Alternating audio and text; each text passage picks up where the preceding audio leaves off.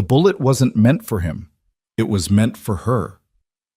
Former soldier Noah Grant threw himself in front of CEO Clara Sterling as gunfire shattered the night, realizing too late that protecting her would unravel everything he thought he knew about his daughter, his dead wife, and the conspiracy that connected them all.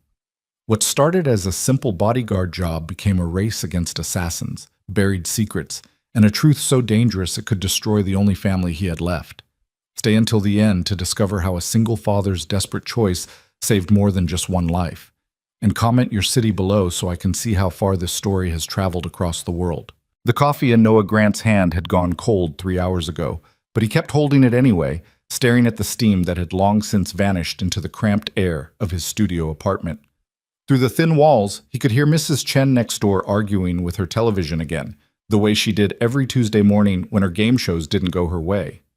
The sound would have been irritating to anyone else, but to Noah, it was just another thread in the fabric of ordinary life, the kind of ordinary he'd fought for overseas, killed for, and somehow still couldn't quite figure out how to live. On the kitchen counter, beneath a stack of overdue bills that seemed to multiply like bacteria, sat a letter that had arrived yesterday. Lily's school. Final notice. Without payment of the remaining tuition, $5,347, his daughter would be withdrawn from the only place she'd found stability since her mother died. Noah set down the coffee cup with more force than he intended, the ceramic making a sharp crack against the formica. His hands were steady. Years of training had made sure of that. But inside his chest, something felt like it was slowly tearing apart. "Daddy?" He turned to find Lily standing in the doorway of her bedroom, clutching the stuffed rabbit she'd had since she was 3. At 8 years old, she was small for her age, with dark eyes that seemed to hold far more understanding than any child should possess. Her black hair, still messy from sleep, fell across her face in a way that made Noah's heart constrict with a love so fierce it sometimes frightened him. "Hey, sweetheart," he said, forcing his voice into something that sounded like normalcy. "You're up early." "I had another dream," Lily said softly, patting across the worn linoleum in her bare feet. "About the lady again." Noah felt his stomach tighten. For the past 6 months, Lily had been drawing the same woman over and over. Tall, with long dark hair and eyes that looked sad even when she smiled. Dr. Patterson, the child psychologist the VA had recommended, said it was normal for children who'd lost a parent to create imaginary figures. Projection, she'd called it, a coping mechanism. But something about the consistency of Lily's drawings had always unsettled Noah. Every detail was identical: the exact shade of the woman's hair, the small scar above her left eyebrow, the way she stood with her shoulders slightly hunched as if carrying an invisible weight. "What happened in the dream?" Noah asked, kneeling down to his daughter's level. Lily's small fingers tightened around the rabbit's ears. "She was crying, and there were men chasing her. Bad men." Her voice dropped to a whisper. "Like the ones who hurt Mommy." The words hit Noah like a physical blow. Sarah had died 2 years ago in what the police had called a random mugging gone wrong. She'd been walking home from her shift at the hospital when someone attacked her in an alley 3 blocks from their old apartment. The case had gone cold within weeks, filed away with thousands of other unsolved crimes in a city that had too many murders to properly investigate them all. But Noah had never believed it was random. Sarah had been too careful, too aware of her surroundings from years of working night shifts in rough neighborhoods. And in the weeks before her death, she'd been different, distracted, anxious, constantly checking her phone and looking over her shoulder. When he'd asked her about it, she'd kissed his forehead and told him she was just tired, that everything was fine. 2 days later, she was dead. "Hey," Noah said gently, pulling Lily into a hug. "Mommy's accident wasn't because of bad men. It was just a terrible thing that happened. And the lady in your dreams, she's not real, remember? She's just your imagination." Lily pulled back, her dark eyes searching his face with an intensity that made him uncomfortable. "But what if she is real, Daddy? What if she needs our help?" Before Noah could respond, his phone buzzed on the counter. He glanced at the screen and felt his pulse quicken. The message was from Marcus Webb, an old Army buddy who'd transitioned into private security after their discharge. "Got something for you." "Good money. Are you available for a call? Noah looked back at Lily, at the bills on the counter, at the letter from the school that represented the difference between his daughter's future and her absence from the one place where she seemed happy. He typed back a single word. Yes. 20 minutes later, after dropping Lily off at Mrs. Chen's apartment with a promise to pick her up by noon, Noah sat in his car in the parking lot of a coffee shop 3 miles away, his phone pressed to his ear. It's a 2-week gig, Marcus said, his voice carrying that same command-level clarity it had possessed when he'd been Noah's squad leader in Kandahar. Personal protection detail for a tech CEO. She's got some big product launch coming up, and her security team is worried about aggressive paparazzi and potential corporate espionage. They want someone with military experience who can think tactically. You interested? What's the pay? Noah asked, though he already knew he'd take the job regardless of the number. $5,000 for the 2 weeks. Cash, half up front, half on completion. Noah closed his eyes. It was exactly what he needed. I'm in. Good. Client wants to meet you today. 2 o'clock at Sterling Technologies headquarters downtown. Ask for Clara Sterling. And Noah? Marcus paused. This one's different. The client, she's not like the usual corporate types we deal with. She's got a situation that's more complicated than she's letting on. Watch yourself. But the call ended, leaving Noah sitting in his car with the sun streaming through the windshield and Marcus's words echoing in his mind. More complicated than she's letting on. In Noah's experience, that phrase was usually code for danger, the kind that wore expensive suits and hid behind legal teams and non-disclosure agreements. But he didn't have the luxury of being particular. $5,000 meant Lily could stay in school. It meant keeping the heat on through winter. It meant a few more months of holding their small, fragile life together. He started the engine and headed downtown. Sterling Technologies occupied the top 15 floors of a glass tower that seemed to pierce the gray autumn sky. Noah had passed the building 100 times, but never imagined he'd be inside it, riding an elevator with polished mirrors and soft jazz playing through hidden speakers. His reflection stared back at him. A man in his early 30s wearing the only suit he owned, a discount store purchase from 2 years ago that didn't quite fit right across the shoulders. His dark hair was cut military short, and the scar above his left eye, courtesy of an IED outside Kabul, gave him an appearance that was somewhere between dangerous and exhausted. The elevator doors opened onto the executive floor, where everything was chrome and white leather and the kind of silence that only money could buy. A young woman with a tablet and a smile that didn't reach her eyes approached him. Mr. Grant, Ms. Sterling is expecting you. Please follow me. They walked down a hallway lined with photographs of technological innovations, satellites, medical devices, clean energy systems. Noah recognized some of them from news articles he'd read. Sterling Technologies had made headlines 3 years ago when Clara Sterling, at just 30 years old, had taken over the company after her adoptive father's death and transformed it from a mid-tier defense contractor into a leader in humanitarian technology. She'd canceled military contracts, pivoted to civilian applications, and somehow made the company more profitable in the process. The assistant stopped at a door marked C. Sterling, CEO, and knocked twice before opening it. Miss Sterling, Mr. Grant is here. Send him in. The voice was lower than Noah expected, with a slight rasp that suggested either recent illness or chronic exhaustion. He stepped into the office and felt the door close behind him. Clara Sterling stood with her back to him, looking out the floor-to-ceiling windows at the city sprawled below. She was tall, maybe 5'10", with long dark hair that fell in waves down her back. She wore a charcoal gray suit that was professional but not severe, and when she turned to face him, Noah's breath caught in his throat. It was the woman from Lily's drawings. Every detail was exact.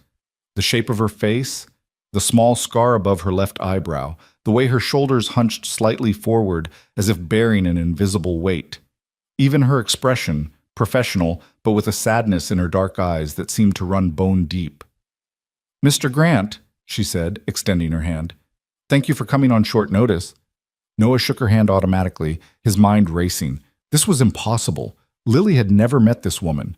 There was no way his daughter could have drawn someone she'd never seen with such perfect accuracy. Unless... Ms. Sterling, he managed, his voice rougher than intended.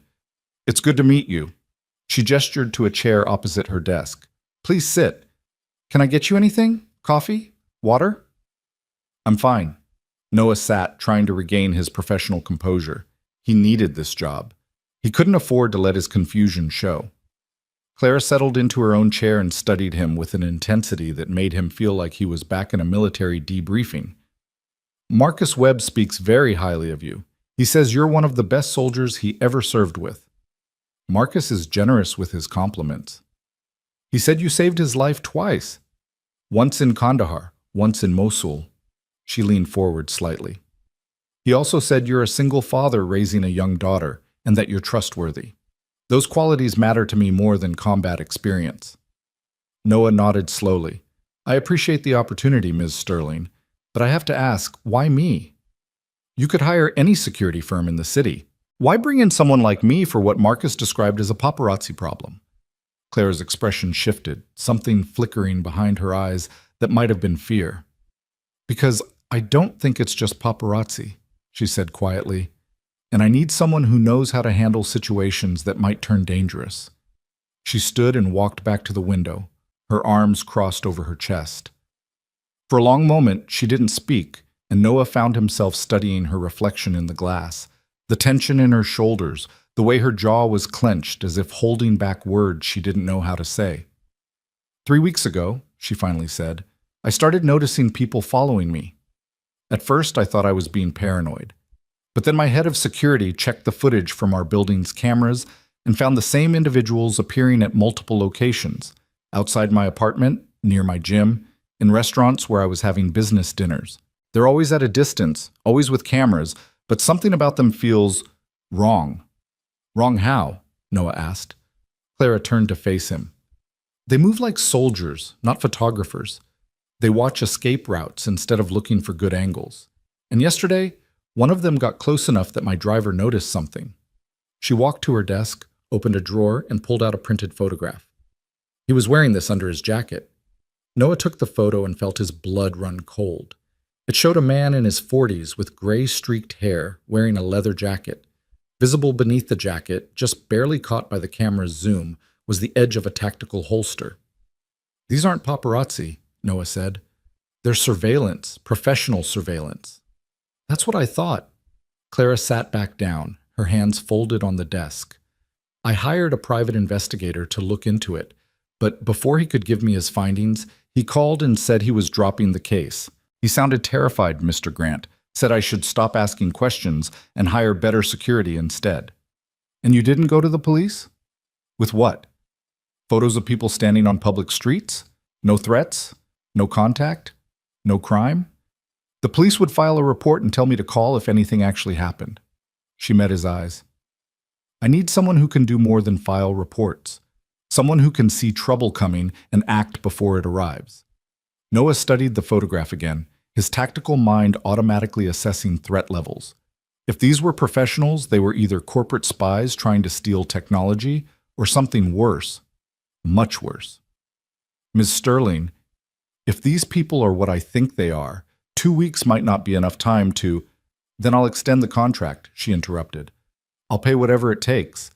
I just need someone I can trust. Her voice cracked slightly on the last word, and for a moment the professional veneer slipped, revealing something raw underneath. I've spent the last 3 years building this company into something that actually helps people. I've made enemies in the defense industry, stepped on toes of powerful people who didn't like me canceling their weapons contracts. But I did it because it was right. And now someone is watching me, tracking me, and I don't know why or when they're going to make their move. Noah looked at her, really looked at her, and saw not just the CEO of a billion-dollar company, but a woman who was genuinely afraid. And underneath that fear was something else, something familiar that he couldn't quite place. I'll take the job, he said, but I need full disclosure. If there's anything else you're not telling me, anything that might explain why you're being targeted, I need to know now. Clara hesitated, her fingers drumming once against the desk. There is one more thing, she said slowly, but it's personal, and I don't know if it's connected. Tell me anyway. She stood and walked to a small safe hidden behind a painting on the wall. After entering a code, she removed a manila folder and brought it back to the desk. Inside were several documents, DNA test results, adoption records, and what looked like newspaper clippings.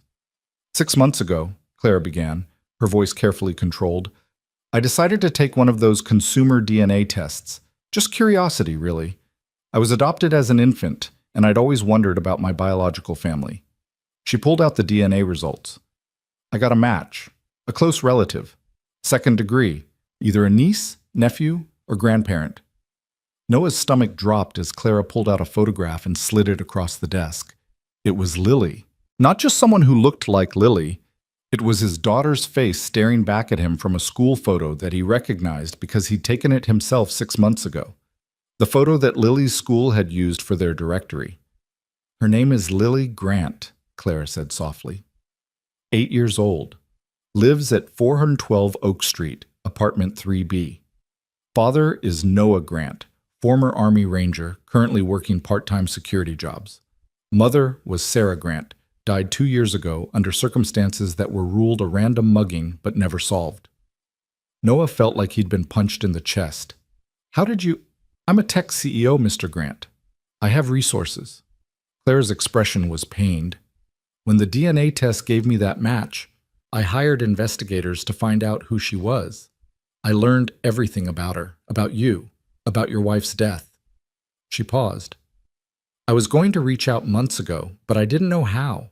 What do you say to a child who doesn't know you exist? How do you explain that you're her aunt? The word hung in the air between them like a bomb waiting to detonate. That's impossible, Noah said, his voice hollow. Sarah never mentioned having a sister. She told me she was an only child, that her parents died when she was young. Sarah Sterling was an only child, Clara said. But Michael Sterling wasn't, my brother. She pulled out one of the newspaper clippings, an obituary from 8 years ago. He died in a car accident when I was 22, single vehicle collision on a mountain road. They ruled it an accident, but I never believed it. Michael was too careful a driver, and the night he died, he'd called me in a panic saying he'd discovered something at work that was going to change everything. He worked for Sterling Technologies back when it was still doing defense contracts. He was an engineer, but he'd started asking questions about where some of our technology was ending up. She pulled out another document, a birth certificate. 3 months after he died, a baby girl was born at St. Mary's Hospital. Mother's name listed as Sarah Sterling. No father listed. Sarah told the adoption agency she couldn't care for the child and gave her up for adoption. Claire's voice shook. That baby was adopted by the Grant family, you and Sarah. But here's what doesn't make sense. According to the records, Sarah Sterling died of complications from childbirth 2 days after the baby was born. But if Sarah Sterling was your wife and your wife just died 2 years ago, then either there were 2 Sarah Sterlings, Noah finished slowly, or someone falsified death records. Exactly. Clara leaned back in her chair. I've been trying to piece it together for months. The DNA doesn't lie. Lily is my brother's daughter. But everything else is a maze of contradictions and dead ends. Every time I try to dig deeper, I hit a wall. Records that should exist don't. People who should remember things have suddenly convenient lapses in memory. And now people are following me with guns under their jackets. Noah's hands had gone numb. He looked down at the photograph of Lily, at the DNA results, at the impossible evidence that his daughter was not who he thought she was, that his wife had not been who he thought she was. Does Lily know any of this? Clara asked softly. She doesn't even know she's adopted, Noah said. Sarah and I, we agreed to tell her when she was older. She was only 6 when Sarah died, too young to understand. And since then, I've been trying to just keep her stable, keep her safe. His voice trailed off as something clicked in his mind. Lily's dreams. The woman she'd been drawing for 6 months, the same woman who was now sitting across from him, claiming to be her biological aunt. Mr. Grant? Claire's voice pulled him back. Are you all right? My daughter, Noah said slowly, has been dreaming about you, drawing you. For the past 6 months, almost exactly when you would have gotten that DNA test result, she started having these recurring dreams about a woman with long dark hair, a woman she's never met, and every detail she draws is perfect. It's you. Claire's face went pale. That's not possible. I know. But I've seen the drawings, dozens of them, all identical, all you." For a long moment, neither of them spoke. The office was so quiet Noah could hear his own heartbeat pounding in his ears. "There's something else," Clara said finally. "Something I didn't tell the investigators. A week after I got the DNA results, I received an anonymous email. No return address, no signature. It just said, 'Stop looking for the child. Some truths are too dangerous to know.'" "Did you stop?" Clara's jaw tightened. "I don't respond well to threats." Noah almost smiled despite the surreal nightmare his life had just become. "Me neither." "So," stood and extended her hand again. "Do we still have a deal, Mr. Grant? Knowing that protecting me might mean protecting your daughter too? That whatever I'm caught up in, she might already be part of it?" Noah stood and shook her hand, his grip firm. "We have a deal, but on one condition." "Name it." "You don't contact Lily, not yet. Not until we know what we're dealing with." His voice hardened.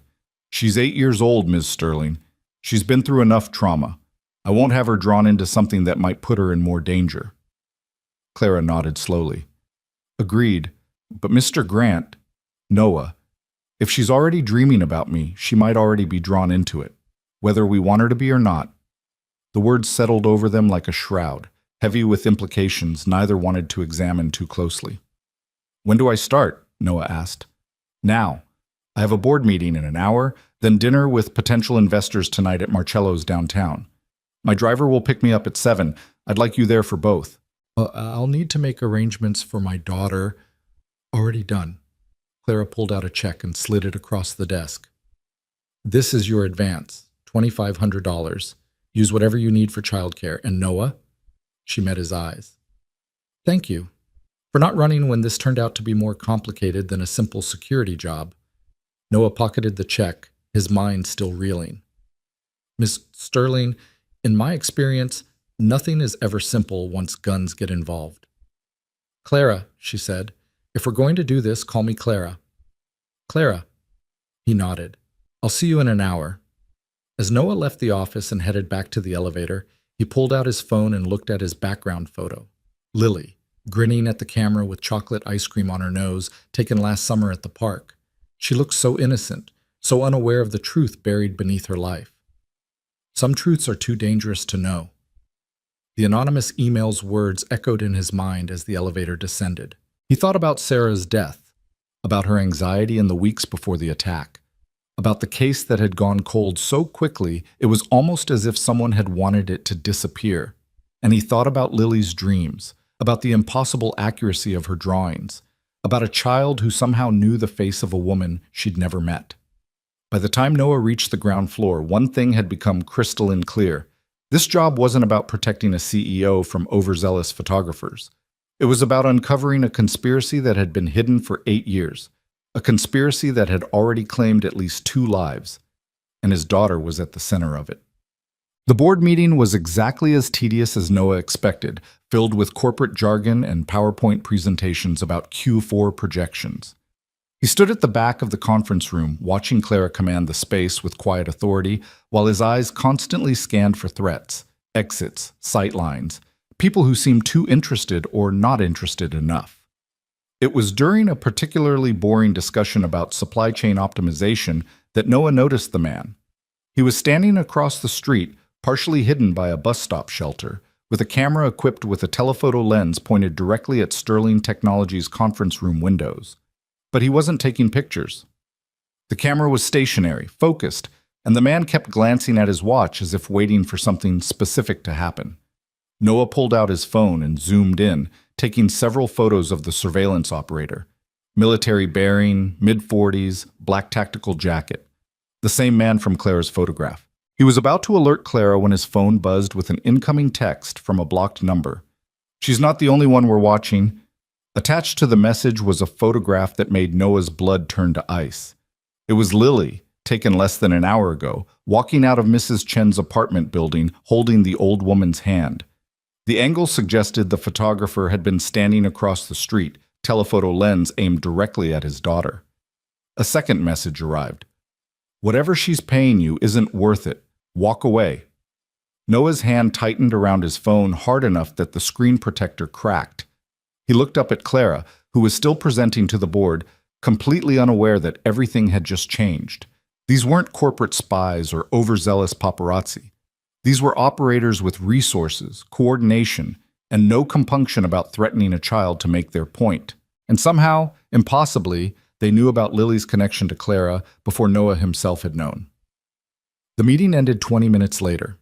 As the board members filed out, Noah caught Clara's eye and gave a slight nod toward the door. She understood immediately, excusing herself and meeting him in the hallway. "What is it?" she asked, reading his expression. Noah showed her the text and the photo of Lily. Clara's face went white. "Oh my God! Noah, I'm so sorry. I never thought—" "They knew," Noah interrupted.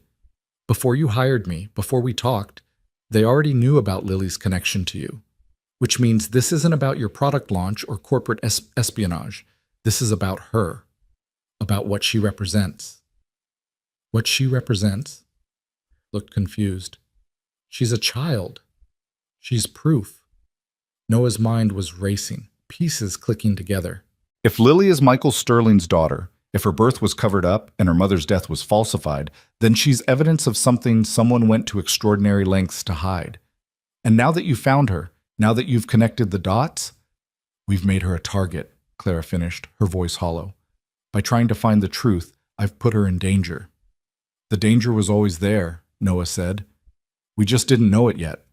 But now they've shown their hand." He looked back at the conference room windows, where the man with the camera had vanished. "They're watching both of you, which means they're worried. People who feel secure don't send threatening messages. They act." "So what do we do?" Noah pulled out his phone and dialed Mrs. Chen. She answered on the second ring, her accented voice worried. "Noah? Is everything okay? Lily is being very quiet today, very nervous." "Mrs. Chen, I need you to do something for me," Noah said, keeping his voice calm despite the adrenaline flooding his system. "Take Lily to your sister's house in Brooklyn, right now. Don't pack, don't tell anyone where you're going, just take her and go. I'll call you in 2 hours with instructions." There was a pause. "Noah, you're scaring me." "I know, but I need you to trust me. Please." Okay, we go now." The line went dead. Noah turned back to Clara, who was watching him with an expression that mixed fear and determination. "We need to move fast," he said. "Whatever these people are planning, they're going to escalate now that they know we're not backing down. I need to know everything. Every detail about your brother's death, about the adoption, about what he was working on before he died, and I need access to Sterling Technologies' old personnel files, especially anyone who worked with Michael." Clara nodded. "My office. I have copies of everything I've gathered." They walked quickly back to Clara's office, Noah's hand instinctively hovering near his waistband where he used to carry his service weapon. He'd left military life behind, but the instincts remained, flooding back now with the familiar razor edge of combat alertness. Once inside with the door locked, Clara pulled out a file box from her safe. Inside were dozens of documents, Michael Sterling's personnel file, his published research papers, handwritten notes, photographs, and a leather journal with worn edges. "This was Michael's," Clara said, handing Noah the journal. "I found it in a storage unit he rented that no one knew about. I only discovered it 2 years ago when the rental company finally tracked me down after the fees went unpaid. It's mostly technical notes, but there are entries toward the end that suggest he was investigating something within Sterling Technologies."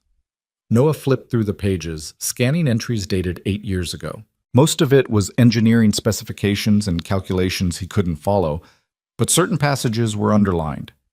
"Dad approved the Prometheus contract today.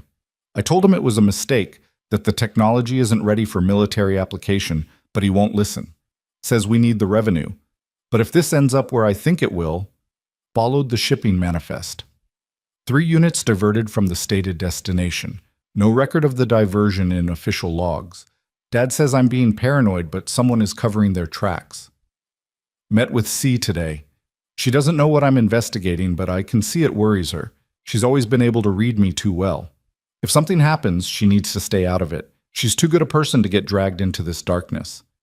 And then, the final entry, dated 3 days before Michael Sterling's death. I know where the units went. I know who authorized the diversion and why. Tomorrow I'm taking the evidence to the FBI. If I'm right, this goes all the way to the top of the DOD. People are going to prison. But tonight, I need to see Sarah one more time. Need to tell her the truth about everything. She deserves to know before this explodes. The baby is due in 2 months. My daughter. God, I hope she never has to learn what her father discovered, what her father became part of, even unknowingly. Noah looked up at Clara. Sarah, he said slowly. He writes about Sarah like she was someone significant, not just a girlfriend, but someone he trusted with dangerous information. I know, Clara said. I've read that entry 100 times. It's why I think Sarah Sterling, my sister-in-law, and your wife Sarah Grant might be the same person. That somehow she survived childbirth, went into hiding with the baby, and created a new identity. But why? Noah set down the journal. If she was in hiding, why risk adoption through official channels? Why not just disappear completely? Because she couldn't care for a baby alone while hiding from whoever killed Michael, Clara said. So she did the only thing that would keep the child safe. She gave her to someone she trusted. Someone military, trained, capable of protection. You. The implications crashed over Noah like a wave. Sarah and I met 9 years ago. She was a nurse at Walter Reed. I was recovering from injuries sustained in Afghanistan. We dated for 6 months, got married quickly. He trailed off, memory reshaping itself under this new light. She never talked about her past, said it was too painful, that she'd lost everyone and wanted to focus on our future instead. I thought it was trauma, but what if it was strategy? What if she chose you specifically? Clara finished. A soldier with combat training, someone who would protect a child without question, someone who wouldn't dig too deep into a past she couldn't explain. Noah felt sick. So our entire relationship was— I don't think so, Clara interrupted gently. The adoption records show she gave up Lily at birth. But then 5 months later she came back for her. Went through a lengthy custody battle to reclaim the daughter she'd surrendered. That's not someone following a cold plan. That's a mother who couldn't bear to be separated from her child. She pulled out more documents, custody records, court transcripts. Noah read through them, seeing his wife's name over and over, seeing her fight to reclaim Lily with a desperation that seemed to leap off the page. The judge's final ruling, Clara said, pointing to a passage, granted custody to Sarah Grant, noting that she had recently married and could now provide a stable home. You were that stability, Noah. The reason she got Lily back. And then she died 2 years later, Noah said bitterly. Killed in an alley in a mugging that was never solved. Unless it wasn't a mugging, Clara's voice was quiet. Unless someone finally found her. And maybe she knew they were getting close. Maybe that's why she was so anxious in those final weeks. Noah thought about Sarah's last days, about the way she'd held Lily longer than usual when putting her to bed, about the letter she'd written and hidden in their lockbox. A letter he'd found after her death and read only once before putting it away, unable to handle the pain of her words. Wait, he said suddenly. Sarah left a letter for Lily. I put it in our deposit box at First National. Haven't looked at it since the funeral. She said it was for Lily to read when she was older, that it explained things about her mother's life. Clara's eyes widened. We need to get that letter. The bank closes at 6. We can make it if we leave now. What about the dinner with investors? Clara asked. Cancel it. This is more important. But before Clara could respond, the office lights went out, plunging them into darkness broken only by the glow of the city through the windows. Emergency power should have kicked in, Clara whispered. It's designed to engage within 3 seconds of a power failure. Noah was already moving, pulling Clara away from the windows and toward the interior wall. This isn't a power failure. We need to move, now. There's a private elevator, Clara said, her voice remarkably steady given the circumstances. Requires a key card.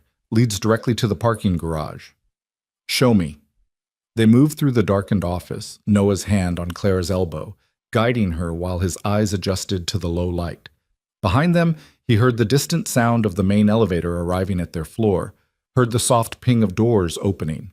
Someone was coming. Clara swiped her keycard at a panel Noah hadn't noticed before, hidden behind a bookshelf. A section of the wall slid open, revealing a small elevator, clearly designed for executive emergencies. They stepped inside and Clara pressed the parking garage button. The doors started to close just as flashlight beams swept across the office they'd just left. "There!" a voice shouted. "The executive elevator!" The doors sealed shut, and the elevator began its descent, but Noah knew they didn't have much time. Whoever was up there would be racing for the parking garage right now, trying to cut them off. "Do you have a car here?" Noah asked. "Yes, but it's company registered. They'll know which vehicle to look for." "Then we take mine. Level 3, near the west stairwell." The elevator reached the parking garage and the doors opened onto chaos. Alarms were blaring, emergency lights flashing, and security guards were trying to coordinate some kind of response to the building-wide power failure. In the confusion, Noah and Clara slipped out unnoticed, moving quickly between rows of parked cars. Noah's vehicle, a 10-year-old Honda Civic that had seen better days, sat exactly where he'd left it. They got in, Noah starting the engine while Clara crouched low in the passenger seat. "They're going to block the exits," Clara said. "Not all of them." Noah reversed out of the space and headed not for the main garage entrance, but for the delivery ramp on the building's north side, a route used by maintenance vehicles that most people forgot existed. Sure enough, as they approached the main exit, Noah could see 2 black SUVs positioned to block vehicles from leaving. But the delivery ramp was clear, probably because whoever had planned this hadn't expected their targets to know about it. They emerged onto a side street, Noah immediately turning away from the business district and toward the residential neighborhoods where they could lose themselves in traffic. "Where are we going?" Clara asked, finally sitting up once they'd put several blocks between themselves and Sterling Technologies. "Somewhere safe while we figure out our next move." Noah pulled out his phone and called Mrs. Chen again. "Are you at your sister's?" "Yes, just arrived. Lily is confused, asking for you." "Tell her I'm coming soon. Don't let anyone near that house." "Anyone." He hung up and looked at Clara. "We need to assume they have resources, police contacts, traffic camera access, maybe even federal agency cooperation. We can't use credit cards, can't go anywhere associated with either of us." "I have cash," Clara said. "About $1,000 in my purse. It's not much, but it's enough." Noah took a corner hard, checking his mirrors for pursuit. "There's a motel out near the airport. Cheap, accepts cash, doesn't ask questions. We hole up there tonight, get to the bank tomorrow morning when it opens, get that letter. Then we figure out what Sarah knew that got her killed." Clara was silent for a moment, staring out the window at the city lights flashing past. "Noah," she finally said, "I'm sorry. This is my fault. I should never have dug into the past. Should never have tried to find Lily." "No," Noah's voice was firm. "Whoever these people are, they've been there all along, watching, waiting. You didn't create this situation, Clara. You just shined a light on it. And now we have a choice. We can hide and hope they leave us alone, or we can fight back and find out what truth is worth killing to protect." "I vote for fighting back." Noah almost smiled. "Yeah, me too." They drove in silence for another 10 minutes, Noah taking a deliberately circuitous route to ensure they weren't being followed. By the time they pulled into the parking lot of the Skyview Motel, a rundown establishment that rented rooms by the hour and didn't have working security cameras, it was nearly 8 o'clock. Noah rented a room with cash, registering under a false name, while Clara waited in the car. The room was exactly what he expected. Stained carpet, a bed that sagged in the middle, and a bathroom that probably violated several health codes. But it had locks on the door and curtains on the windows, which was all they needed. "Luxury accommodations," Clara said dryly as she surveyed the space. "Five-star hotels have guest registries and surveillance," Noah replied, wedging a chair under the door handle as an additional security measure. "This place has amnesia." Clara sat on the edge of the bed and finally allowed herself to show the strain of the evening. "They really tried to grab us," she said quietly. "In my own building. They must be desperate. Or confident." Noah checked the window sight lines before closing the curtains. "They came at us in a building full of witnesses, cut the power, knew about the executive elevator. That's not desperation. That's someone with detailed intelligence and resources." "Which means someone inside Sterling Technologies is helping them," Clara realized. "Someone with access to building schematics, security protocols, executive schedules. How many people know about your investigation into Michael's death?" Just my head of security, and he's been with the company for 20 years, worked with my father. Clara paused. But there are others who might have guessed. Board members who knew Michael, who remember when he died. Employees who worked with him on the Prometheus project. Prometheus, Noah repeated. That's what Michael mentioned in his journal. What is it? Clara stood and began pacing, the nervous energy needing somewhere to go. It was a defense contract from 8 years ago, military application of a targeting system Michael developed. It was supposed to make missile guidance more precise, reduce collateral damage. But according to Michael's notes, someone was diverting units, selling them to unauthorized buyers. Which buyers? He never specified, but if I had to guess, probably whoever was willing to pay the most. The technology was cutting edge at the time. Still is, really. In the wrong hands, it could make unsophisticated weapons far more deadly. Noah felt a chill run down his spine. How many units were diverted? Michael's notes mentioned 3, but if the operation continued after his death, Clara trailed off, the implications too dark to voice. We need that letter, Noah said. Whatever Sarah knew, whatever she was protecting, it's in that letter. I can feel it. And if the people after us know about the letter too, if they're waiting for us at the bank, then we'll be ready for them. Noah pulled out his phone and started making calls. I have friends, people I served with who owe me favors. If there's going to be a confrontation, I want backup. He spent the next hour coordinating with Marcus and 2 other ex-military contacts, explaining the situation in broad strokes and arranging for support at the bank the next morning. By the time he finished, it was after 10 p.m., and Clara had fallen asleep sitting up against the headboard, exhaustion finally overwhelming adrenaline. Noah grabbed the spare blanket from the closet and draped it over her shoulders, careful not to wake her. In sleep, she looked younger, more vulnerable, and he could see traces of Lily in her features, the shape of her eyes, the line of her jaw. Family. The word felt strange applied to someone he'd known less than a day, but the connection was undeniable. His phone buzzed with a text from Mrs. Chen. Lily is finally sleeping. She drew another picture tonight. The woman again, but this time she's standing with you, both of you watching over Lily. She says this is what safe feels like. Noah stared at the message, at the impossible prescience of his daughter's visions. How could she know? How could she see Clara with such clarity, place her in their lives with such certainty? Unless it wasn't vision. Unless it was memory. The thought struck him like lightning. What if Lily remembered Clara? Not from this life, but from before. From those early months when she was an infant, when Clara might have visited, held her, been present before everything fell apart. Infant memory was supposed to be impossible, erased by the brain's development. But Noah had seen too many impossible things in the past 24 hours to dismiss anything out of hand. He texted back, "Tell her we're safe. Tell her the woman in her dreams is real, and she's a good person. And Mrs. Chen, thank you for everything." The response came quickly. You are a good father, Noah. Whatever storm is coming, you will protect your daughter. I know this. Noah pocketed his phone and settled into the room's single chair, positioning himself so he could see both the door and the window. Sleep would be impossible tonight, but that was fine. He'd gone longer without rest during his military years. His body knew how to function on adrenaline and vigilance. Across the room, Clara stirred in her sleep, murmuring something incomprehensible. Noah watched her for a moment, this stranger who'd become an ally in the span of hours. This woman whose genetic connection to Lily made her family whether they'd planned it or not. Some truths are too dangerous to know, the anonymous email had warned. But some truths, Noah thought, were too dangerous to ignore. Tomorrow, they would get Sarah's letter.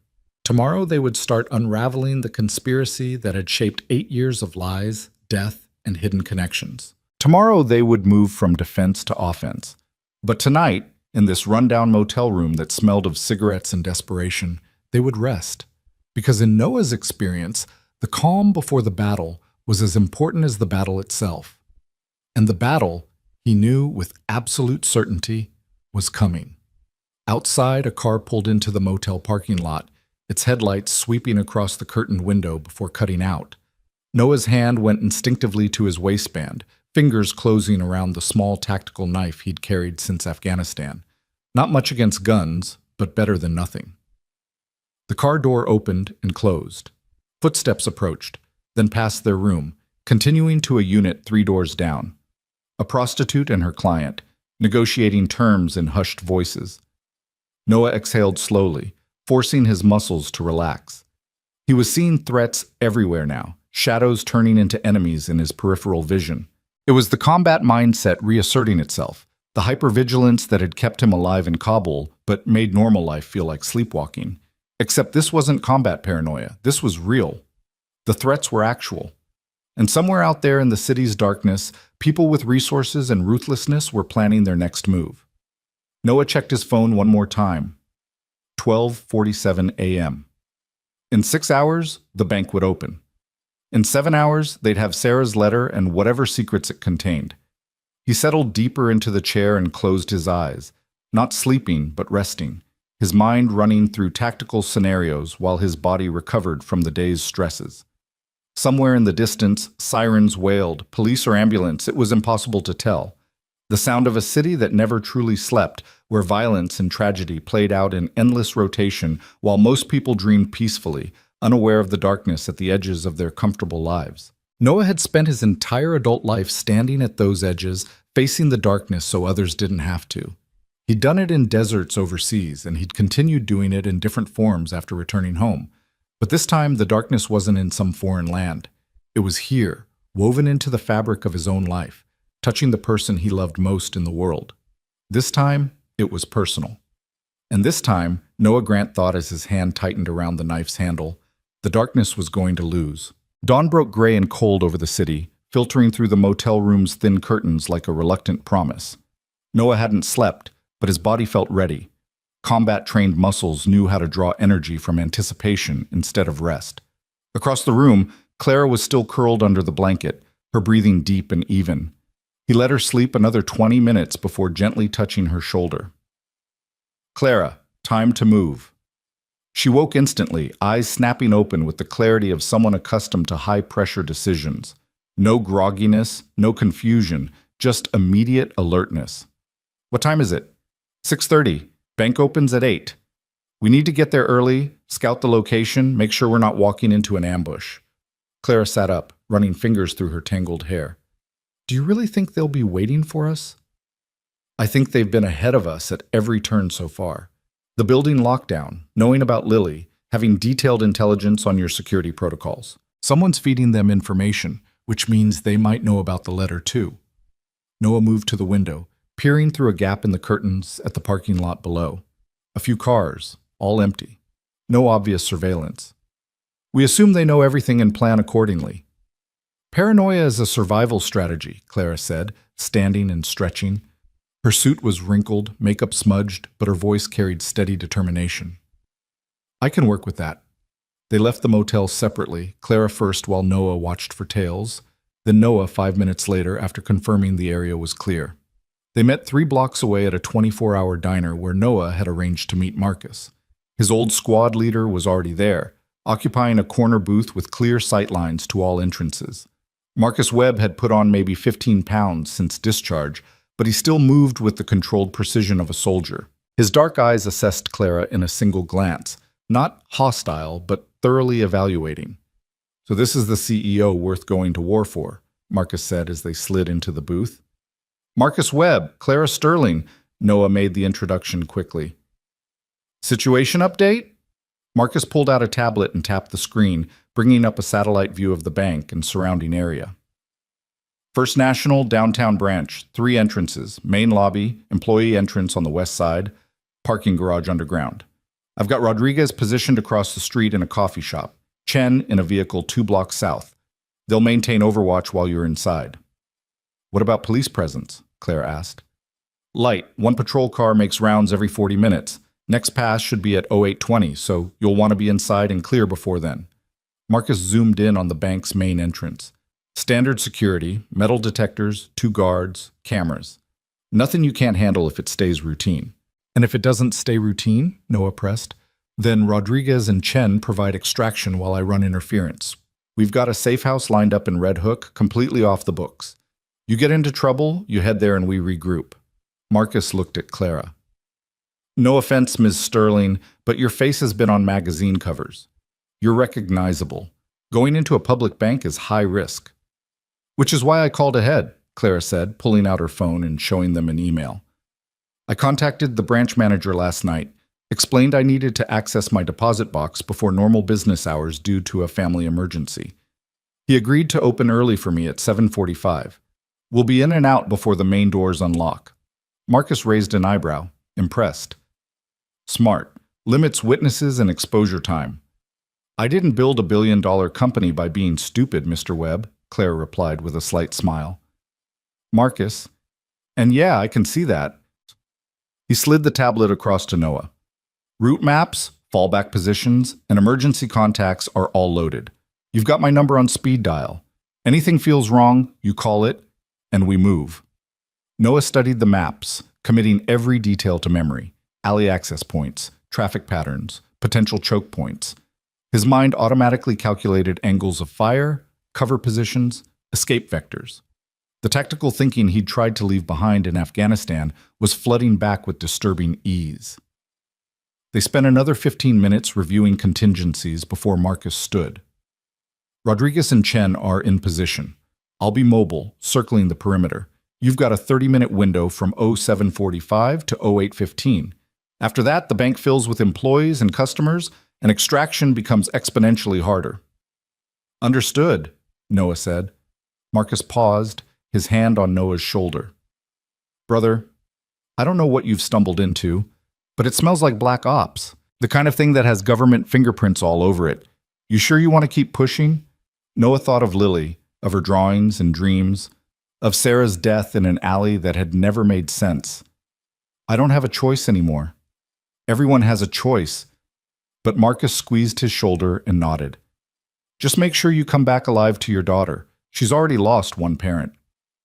After Marcus left, Noah and Clara sat in silence for a moment, nursing coffee that had gone lukewarm. The diner was nearly empty, just a truck driver at the counter and a homeless man sleeping in a back booth. The fluorescent lights hummed overhead, casting everything in harsh, clinical brightness.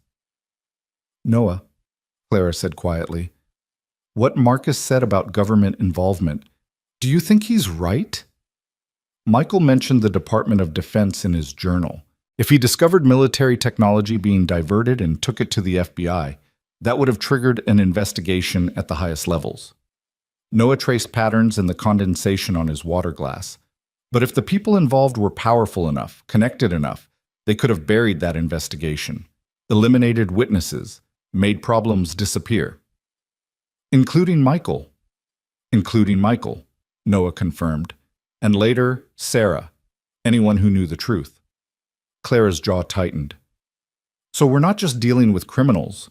We're dealing with people who have the authority and resources of the government behind them.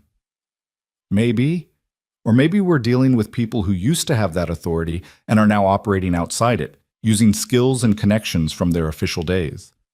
Noah met her eyes. Either way, they're dangerous, and they've already shown they're willing to kill. Then why haven't they killed us yet? Clara asked.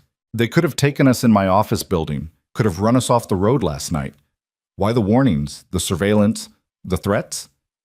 It was a good question, and Noah had been turning it over in his mind all night. Because they don't know what we know. They're not sure if we've already made copies of evidence, stashed documents with lawyers, set up dead man switches. Killing us might trigger the very exposure they're trying to prevent. So they're trying to scare us off instead. For now, but patience has limits. Noah checked his watch. 7:30. We need to move. They left cash on the table and exited the diner, walking 3 blocks to where Noah had parked his car in a public garage. The morning streets were beginning to fill with commuters, people heading to jobs and lives that didn't involve conspiracy and danger. Noah envied them their normalcy. The drive to the bank took 12 minutes through awakening traffic. Noah parked 2 blocks away in a municipal lot, positioning the car nose out for quick escape.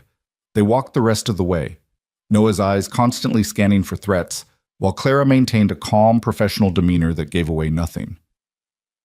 First National Bank occupied the ground floor of a 15-story office building in the financial district. Through the glass doors, Noah could see lights on inside, but the main lobby was still dark. A side entrance bore a small sign. Branch Manager, By appointment only. Clara knocked twice. A moment later, a man in his 50s opened the door, thinning hair, wire-rimmed glasses, the slightly harried expression of someone who'd agreed to come in early and was regretting it. "Ms. Sterling," he said, extending his hand. "Richard Pemberton, branch manager. Please, come in." They stepped into a small administrative corridor, Pemberton locking the door behind them. "I apologize for the early hour inconvenience, but I appreciate your flexibility with the family emergency. If you'll follow me to the vault area." They walked through the darkened bank, past teller stations and loan officer desks, toward the heavy security door that led to the deposit box vault. Pemberton swiped his access card and entered a code, and the door clicked open with a pneumatic hiss. "Do you have your key and identification?" Pemberton asked Clara. For a moment, Noah's heart stopped. They hadn't discussed this.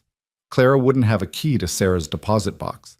But Clara reached into her purse and pulled out both her driver's license and a small key. "Box 337, she said smoothly. "It was registered under my sister-in-law's name, but after her death, ownership transferred to me as next of kin." Pemberton examined the documents, comparing signatures on his computer screen. Noah held his breath, but apparently Clara had done her homework. Whatever strings she'd pulled, whatever favors she'd called in, the paperwork was in order. "Everything appears correct," Pemberton said. "Right this way." The vault was a long room lined with deposit boxes in various sizes.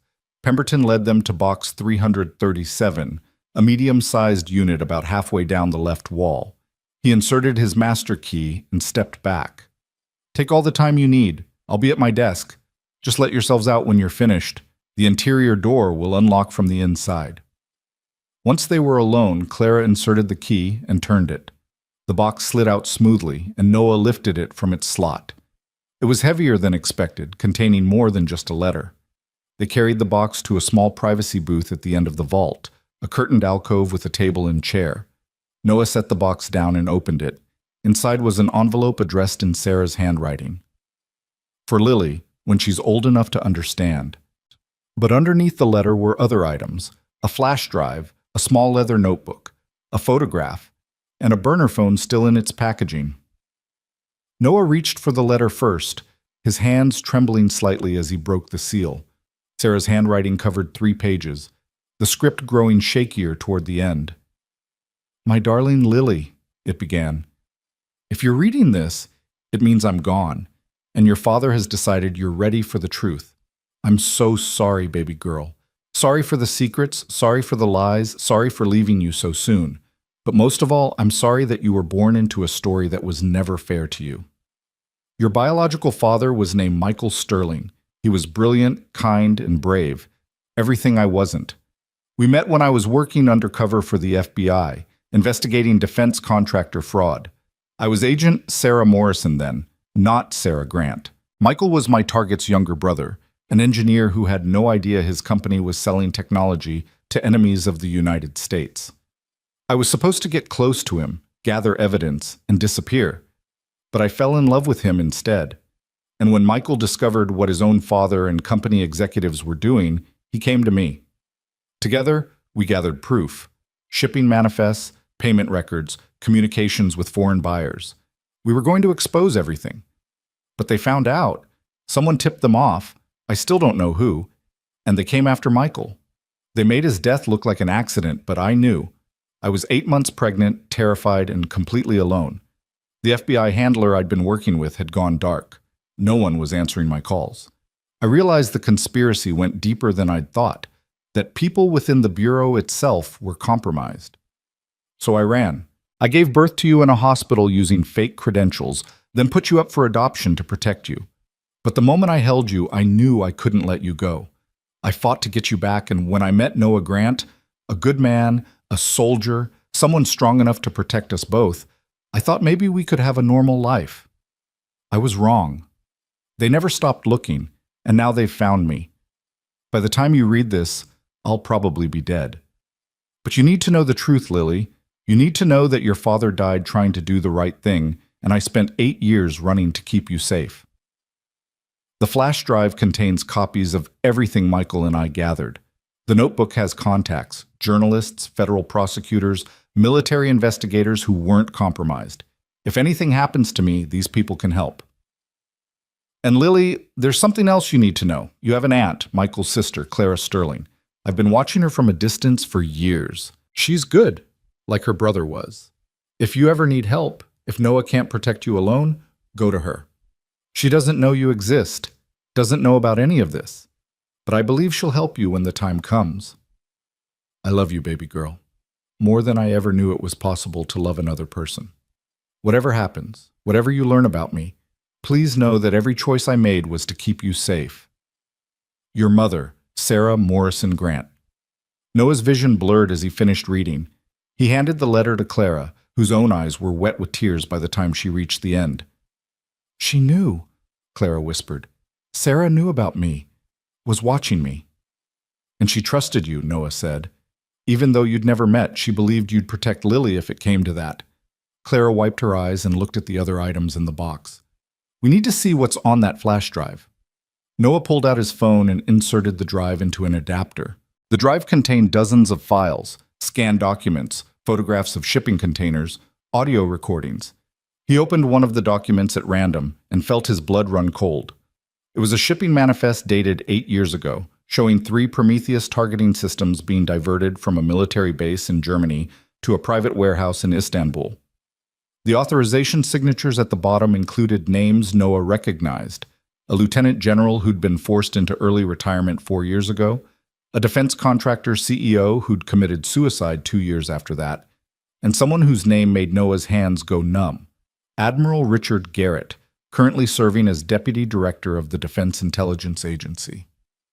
Jesus Christ, Noah breathed. This goes to the top of military intelligence. Claire was looking at another document, her face pale. These aren't just sales records, they're deployment logs. The diverted systems were used in strikes in Syria, Yemen, Somalia, strikes that killed civilians, hundreds of them. They looked at each other, the weight of what they'd discovered crushing down on them. This wasn't just about fraud or illegal arms sales, this was about war crimes, about American military technology being used to commit atrocities, with the profits and blame laundered through proxy groups while senior officials maintained deniability. Michael died for this, Clara said, and Sarah. They died because they were going to expose this. And now we have the evidence, Noah said, which makes us... The lights in the vault went out. Noah's military training kicked in instantly. He grabbed Clara's arm and pulled her down behind the privacy booth's small table just as the vault door exploded inward with a deafening crash. Through the ringing in his ears, Noah heard boots on tile, multiple operators moving with tactical precision. "Contact front," someone shouted. "Vault area, 2 targets." Flashlight beams cut through the darkness, sweeping methodically down the rows of deposit boxes. Noah counted at least 4 operators, probably more in the corridor beyond. This wasn't a snatch and grab. This was a kill team. He pulled out his phone and speed-dialed Marcus, keeping his voice to a barely audible whisper. "Compromised. Multiple hostiles. Need extraction now." "Copy." Marcus's voice came back instantly. "Rodriguez is 2 minutes out. Hold position." 2 minutes.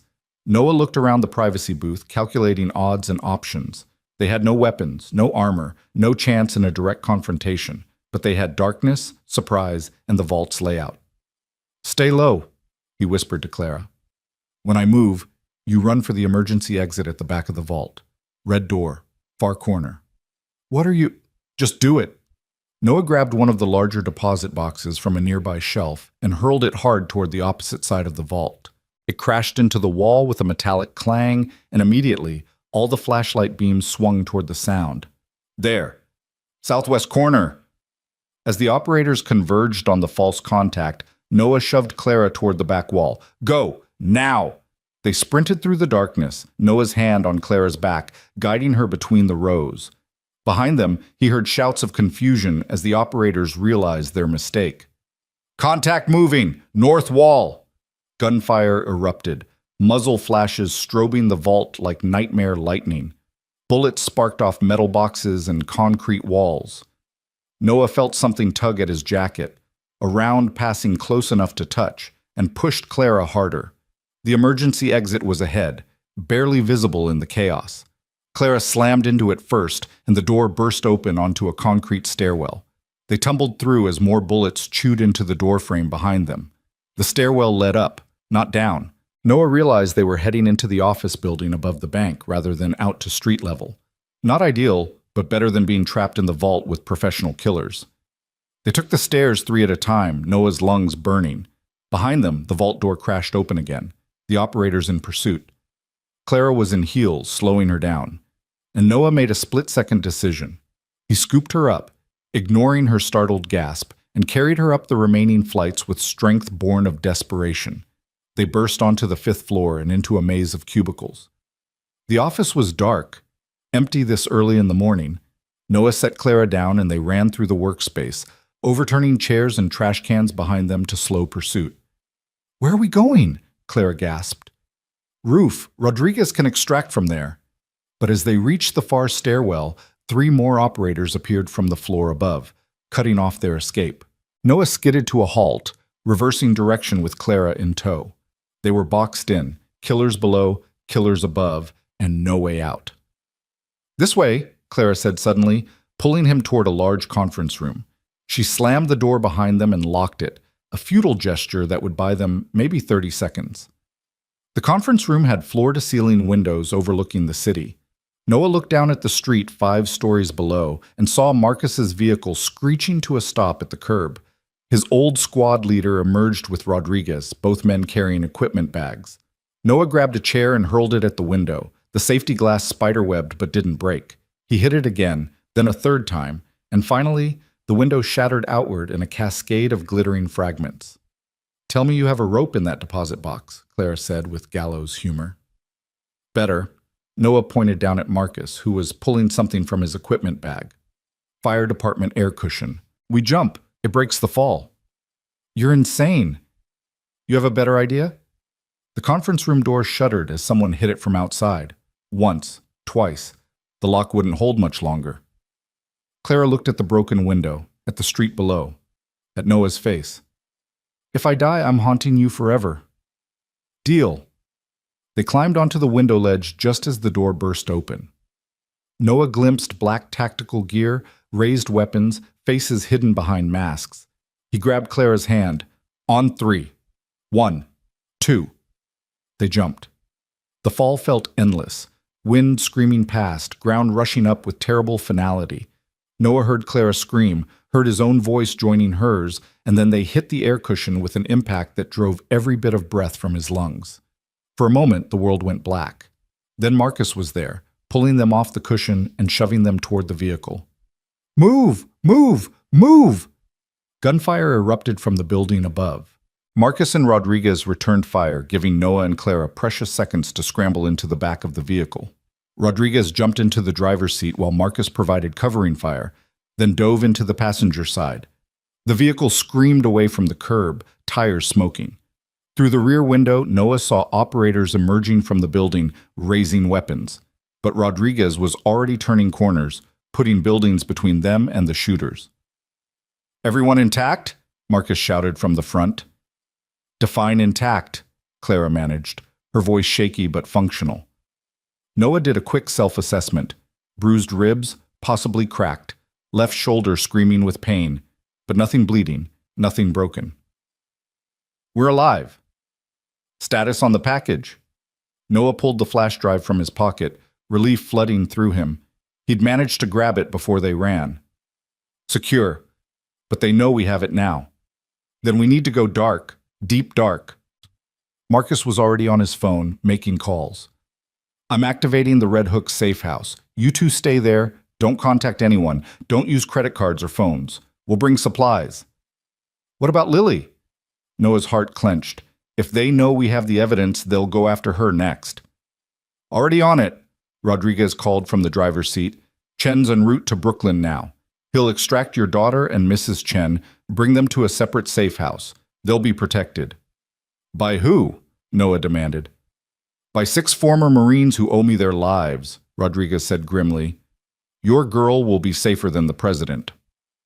They drove for 40 minutes through a deliberately confusing route, doubling back, switching vehicles twice, ensuring no one could track them. By the time they pulled into an industrial area near the Brooklyn waterfront, Noah was fairly confident they'd lost any pursuit. The safe house was a converted warehouse that looked abandoned from outside, but was surprisingly well appointed inside. Secure communications, multiple exits, enough supplies to last weeks if necessary. Marcus pulled Noah aside while Rodriguez helped Clara to a chair. "Brother, you need to know what you're up against. I made some calls while you were in that bank. The operators who hit you weren't local contractors. They were Ghost Unit." The name meant nothing to Noah for a moment. Then memory clicked. Ghost Unit, a classified special operations team that officially didn't exist, used for missions the government couldn't acknowledge. Domestic black ops, political assassinations, operations that required absolute deniability. They're using Ghost Unit on civilians? Noah felt sick. That's illegal, Marcus. That's beyond illegal. Which tells you how badly they want that drive destroyed and you dead. Marcus gripped his shoulders. This isn't a fight you can win, Noah. These people have unlimited resources, no oversight, and the law doesn't apply to them.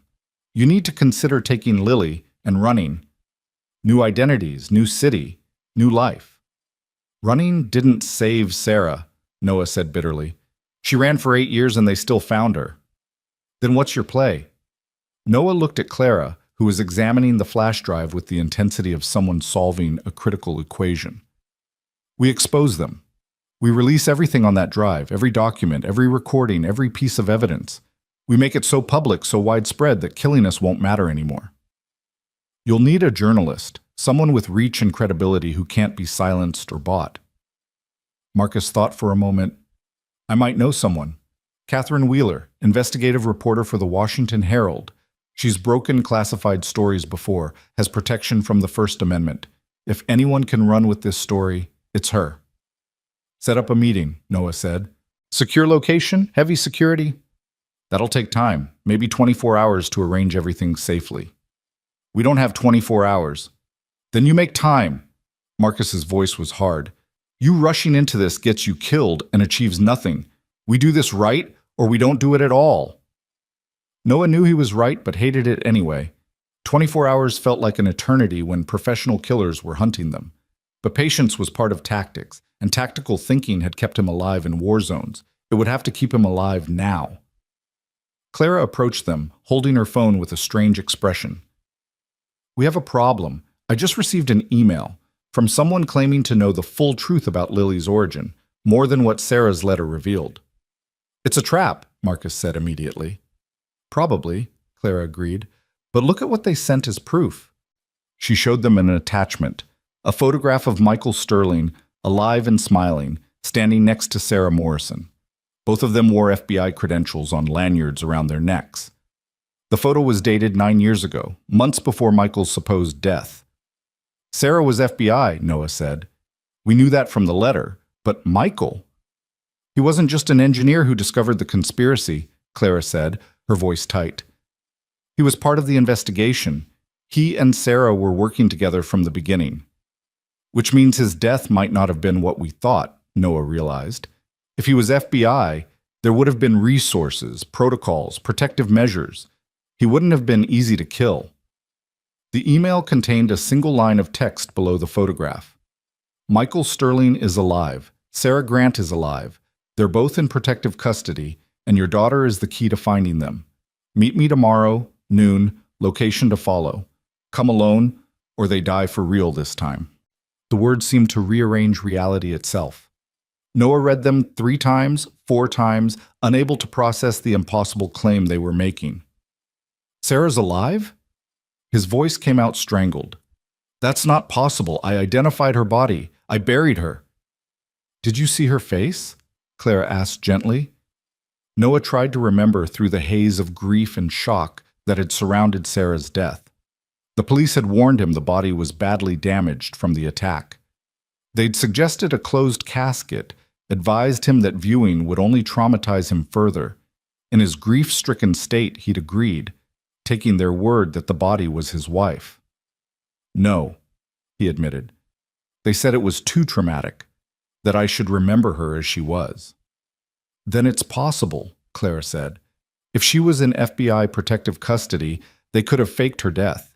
used a Jane Doe body from the morgue, manipulated records, created a complete false narrative. But why? Noah's mind reeled. Why let me think she was dead? Why let Lily grow up believing her mother was gone? Because you couldn't lie to a child convincingly, Marcus said bluntly. Kids see through deception. If Lily believed Sarah was dead, so would anyone watching you. Perfect cover. This is insane. Noah paced the warehouse floor, trying to contain the rage building in his chest. She let me bury an empty casket. Let me tell our 6-year-old daughter that her mother was never coming home. 2 years of grief, 2 years of Lily crying herself to sleep, 2 years of... He couldn't finish the sentence. Clara put a hand on his arm. If she's alive, if this is real, then she did it to protect Lily, to protect you. If Ghost Unit was hunting her and Michael, faking their deaths was the only way to make the hunters stop. Then why come forward now? Noah demanded. Why reach out after 2 years? Because we found the evidence, Clara said. Because we opened that deposit box and took the flash drive. We activated the tripwire Sarah left behind. Now they know we're in danger, and they're trying to protect us the only way they can. Marcus cleared his throat. Or it's a trap designed to draw you out into the open, where Ghost Unit can finish what they started at the bank. You walk into that meeting tomorrow, you might not walk out. Noah looked at the email again, at the photograph of Sarah's smiling face. If there was even a chance she was alive, if Lily's mother had survived and was somewhere out there waiting, we have to go, he said quietly. We have to take the meeting. Brother, think about this. I am thinking. Noah's voice was steel. If Sarah's alive and we don't show, Ghost Unit might kill her for real this time. If it's a trap and we spring it, at least we'll know what we're facing. Either way, staying here and hiding doesn't move us forward. Clara nodded slowly. He's right. We can't win this by being defensive. We need to force their hand, make them react to us instead of us reacting to them. Marcus looked between them, frustration and resignation warring on his face. You're both going to get killed, and I'm going to have to explain to your daughter why her father ran headfirst into danger. No, Noah said. You're going to help us survive it, because that's what we do. We run toward the danger and we come out the other side. For a long moment, Marcus didn't respond. Then he sighed heavily and pulled out his phone. Fine, but we do this with every advantage we can manufacture. Rodriguez, start pulling together tactical gear. Chen, expedite the extraction of Noah's daughter and establish the secondary safe house. I'll coordinate with Wheeler about the story in case we don't make it back. She'll need instructions on how to release the evidence if we're compromised. Thank you, Noah said. Don't thank me yet. Thank me when we're all still breathing tomorrow afternoon. They spent the rest of the day preparing. Marcus acquired weapons, pistols for Noah and Clara, tactical vests, communications equipment. Rodriguez mapped potential meeting locations based on tactical advantages. Chen reported successful extraction of Lily and Mrs. Chen, both secure and unaware of the larger situation. Through it all, Noah kept looking at that photograph of Sarah. Her smile seemed to reach across the years, across death itself, promising that impossible things could be real, that hope could survive even the darkest circumstances. As evening fell and the warehouse filled with shadows, Clara sat beside Noah on an old couch that smelled of mildew and abandonment. Are you okay? She asked. No, Noah said honestly. I thought I'd lost her. Thought Lily had lost her. For 2 years, I've been trying to hold our broken family together, trying to be enough for a daughter who needed her mother. And now I find out Sarah might have been alive this whole time, watching from a distance, unable to come home. She was protecting you, Clara said softly. Both of you. That's what parents do. You sound like you know from experience, Clara smiled sadly. My adoptive father, the one who raised me, he wasn't a good man in a lot of ways. Built his company on morally questionable contracts, cared more about profits than people. But when I was 16 and developed a rare heart condition, he spent every penny he had on treatments, remortgaged everything, called in every favor. And when the best doctors in the country said there was nothing more they could do, he found an experimental program in Germany and moved us there for 2 years. Did it work? Noah asked. I'm here, aren't I? She touched her chest lightly. I have a mechanical valve now. Has to be monitored, but it keeps me alive. And my father died 6 months after we returned to the States. The stress of those years, the financial strain, the constant worry, it broke something in him. Her voice caught. He protected me even though it killed him. That's what love does. It makes impossible choices seem like the only choices. Noah reached over and took her hand. I'm glad you survived. Glad you're here. Me too. Clara squeezed his fingers. And Noah? Whatever happens tomorrow, whatever we find out about Sarah and Michael, you need to know that Lily is lucky to have you. You're a good father, the kind who runs into danger to protect his child, who makes impossible choices to keep her safe. I'm terrified, Noah admitted. Terrified of walking into that meeting. Terrified of finding out Sarah's alive and being angry at her. Terrified of finding out it's all a trap and I've endangered everyone I care about for nothing. Fear means you're smart enough to understand the stakes, Clara said. It's the people who aren't afraid who get killed. They sat in companionable silence for a while, hands linked, drawing strength from shared understanding. Outside the warehouse windows, Brooklyn's industrial landscape settled into night, and somewhere in the darkness, people were planning to kill them. But Noah had faced death before, had walked into ambushes and emerged alive through skill and determination. Tomorrow would be no different. Tomorrow, he would face whatever truth was waiting, ghost or trap, salvation or destruction, and he would survive. For Lily. For the life they'd built from tragedy and secrets. For the family that was somehow expanding even as it threatened to fall apart completely. His phone buzzed with a new message. The location for tomorrow's meeting, Riverside Industrial Park, Warehouse 7, noon sharp. Noah showed the message to Marcus, who immediately began analyzing the location on his laptop. Old manufacturing district, multiple ingress and egress routes. Good sightlines from elevated positions. He looked up. Could be worse. Could be better. We'll make it work. What's the plan? Clara asked. Rodriguez and I will establish overwatch positions before you arrive. Chen will be mobile, ready for emergency extraction. You two walk in visible and clean. No hidden weapons they'll detect. No aggressive posturing. Let them think they have the advantage. Marcus pulled up building schematics. But we'll have you covered every step. Any threat emerges, we light it up. And if Sarah really is there, Noah pressed, if this isn't a trap, then we get her and Michael to safety, and we have 2 more witnesses who can help expose this conspiracy. Marcus closed his laptop. Get some sleep, both of you. Tomorrow's going to be hard. But sleep didn't come easy. Noah lay on a cot in the warehouse's back room, staring at the ceiling and thinking about Lily's drawings, the woman with long dark hair who appeared in his daughter's dreams. Clara, the Aunt Lily, had somehow known existed before Noah himself learned the truth. What if the drawings weren't just about Clara? What if Lily had been seeing Sarah too, somewhere in her subconscious mind, sensing her mother's presence across whatever distance separated them? Children were supposed to be resilient, but Noah wondered if resilience was just another word for carrying invisible scars. Lily had lost her mother, or thought she had, at 6 years old. Had spent 2 years living with absence and grief. If Sarah was alive, if she walked back into their lives tomorrow, would Lily forgive her? Could an 8-year-old child understand the impossible choices adults made in the name of protection? Noah didn't know, but he was about to find out. Across the warehouse, he heard Clara moving restlessly on her own cot. Neither of them was sleeping, both caught in the liminal space between one version of reality and whatever new truth tomorrow would bring. Noah? Clara's voice drifted through the darkness. Are you awake? Yeah. If they're alive, Sarah and Michael, and we get them back safely. What happens then? To us, I mean. To Lily's family. Noah considered the question carefully. I guess we figure it out together. All of us.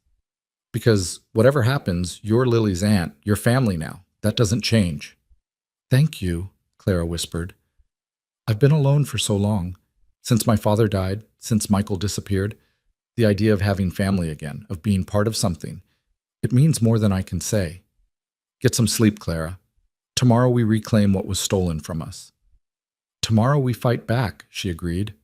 And in the darkness, listening to the distant sounds of the city that never quite slept, Noah Grant prepared himself for the meeting that would either restore his family or destroy them all.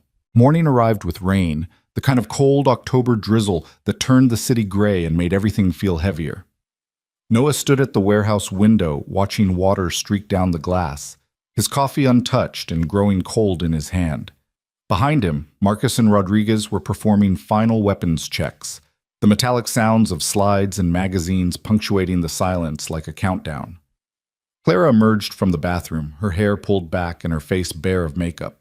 She'd changed into dark jeans and a black jacket, practical clothing that wouldn't restrict movement. She looked younger without her professional armor, more vulnerable, but her eyes carried the same determination Noah had seen when she jumped from that fifth-floor window. "Second thoughts?" she asked, coming to stand beside him. "About 100 of them," Noah admitted, "but we're past the point of turning back." Were we ever really at that point? Clara's reflection in the glass smiled without humor. "The moment I took that DNA test, the moment you accepted my job offer, we were committed to this path. We just didn't know it yet." Marcus approached, carrying 2 tactical vests. "These are lightweight Kevlar. Won't stop rifle rounds, but they'll give you a fighting chance against pistol fire.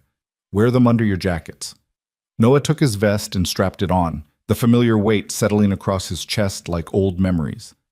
He'd worn body armor in Afghanistan, in Iraq, in a dozen other places where staying alive required layers of protection. He'd hoped to never wear it again. Hope, apparently, was a luxury he couldn't afford. "Communication devices," Rodriguez said, handing them each a small earpiece. "You'll be able to hear us, and we'll hear everything you say. If things go sideways, we'll be on you in 30 seconds. "Where will you be positioned?" Clara asked, fitting the earpiece into place. Marcus pulled up a satellite image on his tablet. "Rodriguez will be on the roof of Warehouse 5, 200 meters east with a clear sightline to the entrance of Warehouse 7. I'll be in a vehicle at the South Access Road, ready to provide mobile support or extraction. Chen's maintaining a perimeter watch, making sure nobody boxes us in." "And if they bring aerial assets?" Noah asked. "Drones, helicopters?" "Then we adapt and overcome, same as always." Marcus met his eyes. "Brother, I know this feels like walking into an execution, but you've got some of the best operators I know watching your back. We're not going to let anything happen to you." "It's not me I'm worried about." Noah's thoughts went to Lily, safe in Chen's secondary location, but still within reach if things went completely wrong. "If this goes bad, if they take us, promise me you'll get my daughter somewhere they can't find her. New identity, new life, whatever it takes." "You have my word," Marcus said solemnly, "but it's not going to come to that. We're bringing you both back alive." They left the warehouse at 11:15, taking separate vehicles to avoid presenting a single target. Noah drove with Clara while Marcus and Rodriguez deployed to their positions. The rain had intensified, turning the industrial district into a maze of reflecting puddles and reduced visibility. Riverside Industrial Park had been abandoned for years, a casualty of manufacturing jobs moving overseas. The warehouses stood like empty monuments to a previous economic era, their windows broken and walls covered in graffiti. Warehouse 7 sat at the complex's far end, partially collapsed, but still structurally sound enough to be dangerous. Noah parked 3 blocks away, and they walked the remaining distance, water soaking through their clothes. His hand kept drifting toward his waistband where he used to carry his service weapon, finding only empty space. They'd left the firearms behind. Walking into the meeting armed would be seen as aggression, would give whoever was waiting an excuse to shoot first and explain later. "Rodriguez is in position," Marcus's voice came through the earpiece. "I count no visible hostiles, but there are at least 3 vehicles parked in the warehouse's interior. Can't see inside from this angle." "Copy," Noah said quietly. "We're 2 minutes out." Clara's hand found his, squeezing once before letting go. They rounded the final corner and Warehouse 7 came into full view. The massive sliding door stood partially open, revealing darkness within. No guards visible, no obvious threats, just an opening that looked like a mouth waiting to swallow them. "Last chance to walk away," Noah said. "I didn't come this far to walk away now." Clara's voice was steady. "Let's find out what truth is waiting for us." They approached the entrance together, rain streaming down their faces. As they reached the threshold, a voice called out from the darkness within.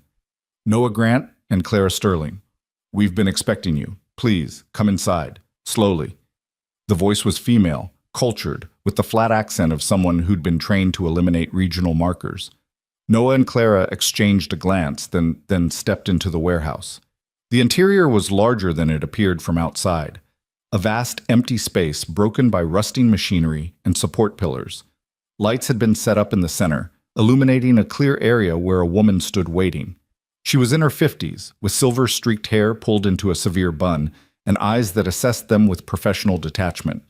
She wore a dark suit that screamed federal agent, and her posture suggested military training.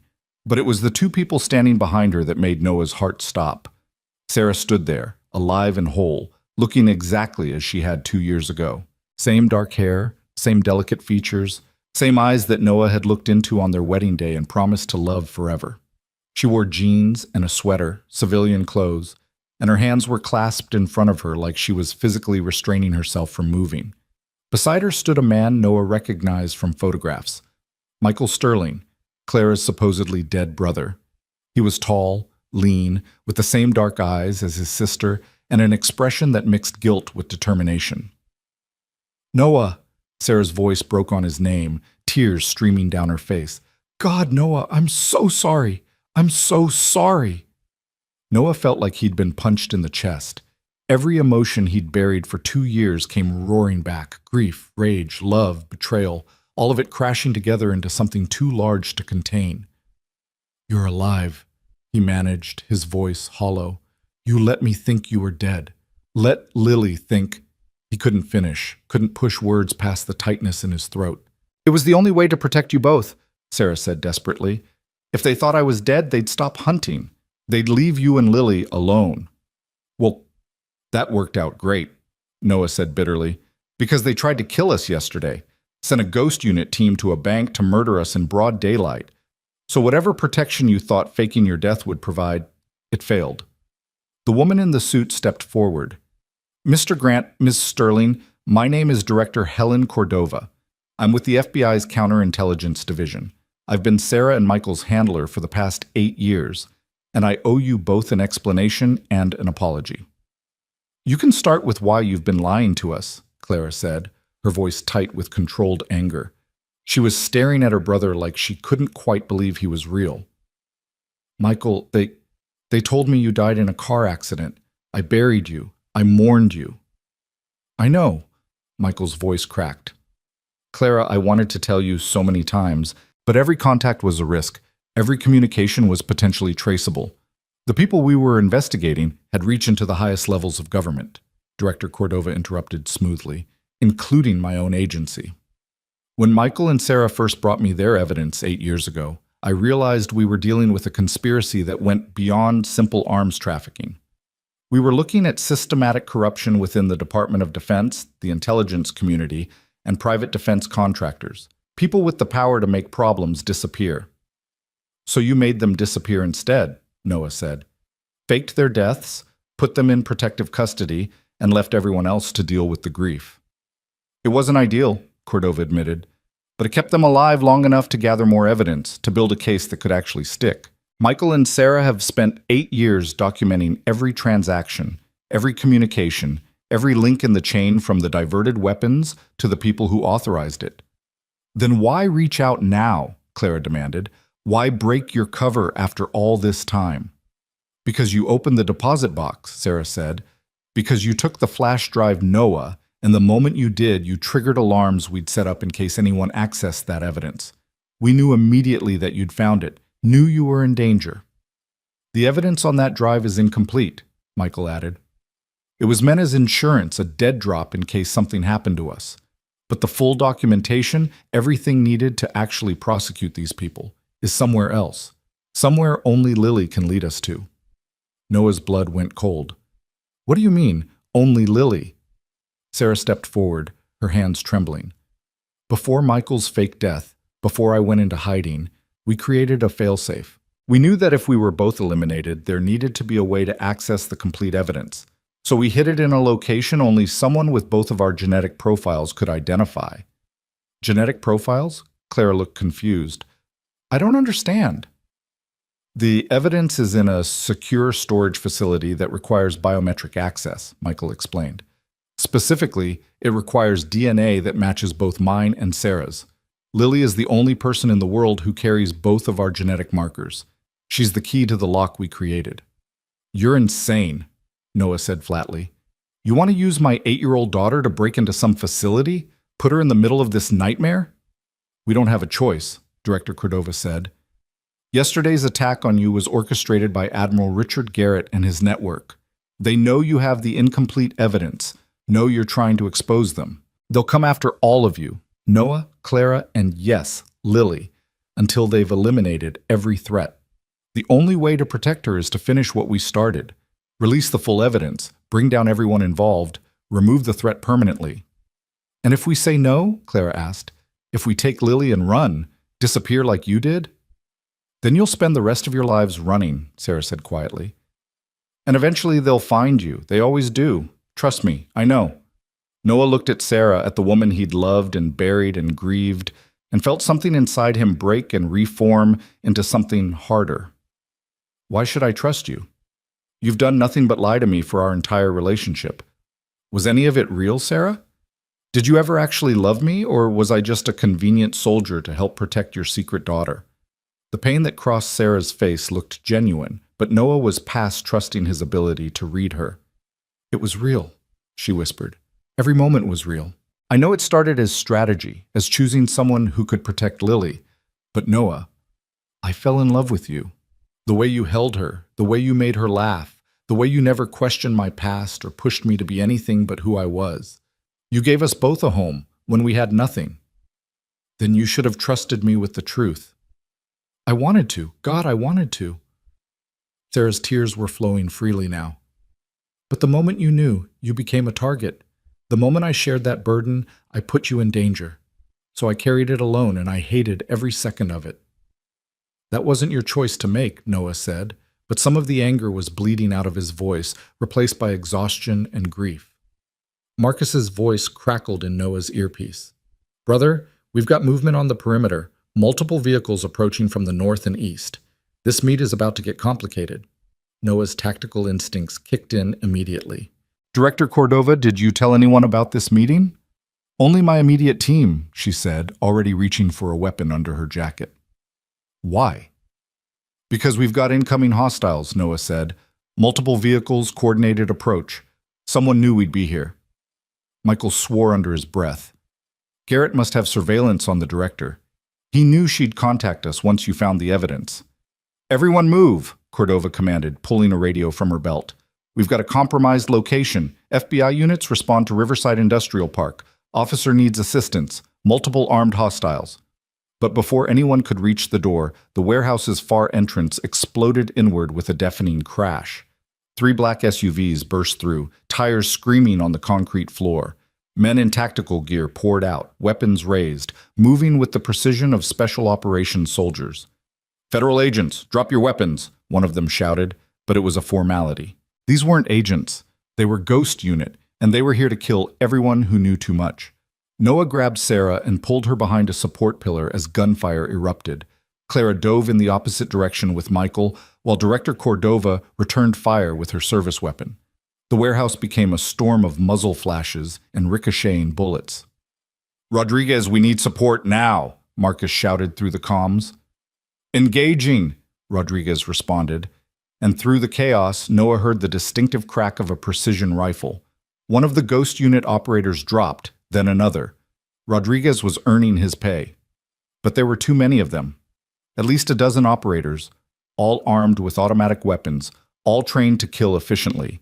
Noah looked around desperately for anything that could serve as a weapon and spotted a length of rusted pipe near the machinery. Stay here, he told Sarah, then made a running dash for the pipe. Bullets tracked his movement, sparking off metal and concrete. He grabbed the pipe and swung it hard at an operator who'd gotten too close, connecting with the man's helmet hard enough to stagger him. Noah followed up with a strike to the throat, then grabbed the operator's rifle as he fell. Now he was armed. Now he could fight back. He dropped to one knee and fired controlled bursts at the advancing operators, his military training taking over. 3-round bursts, change positions, don't stay static. The rifle felt familiar in his hands despite the years since he'd carried one in combat. Across the warehouse, he saw Clara drag Michael behind cover as bullets chewed into the concrete where they'd been standing.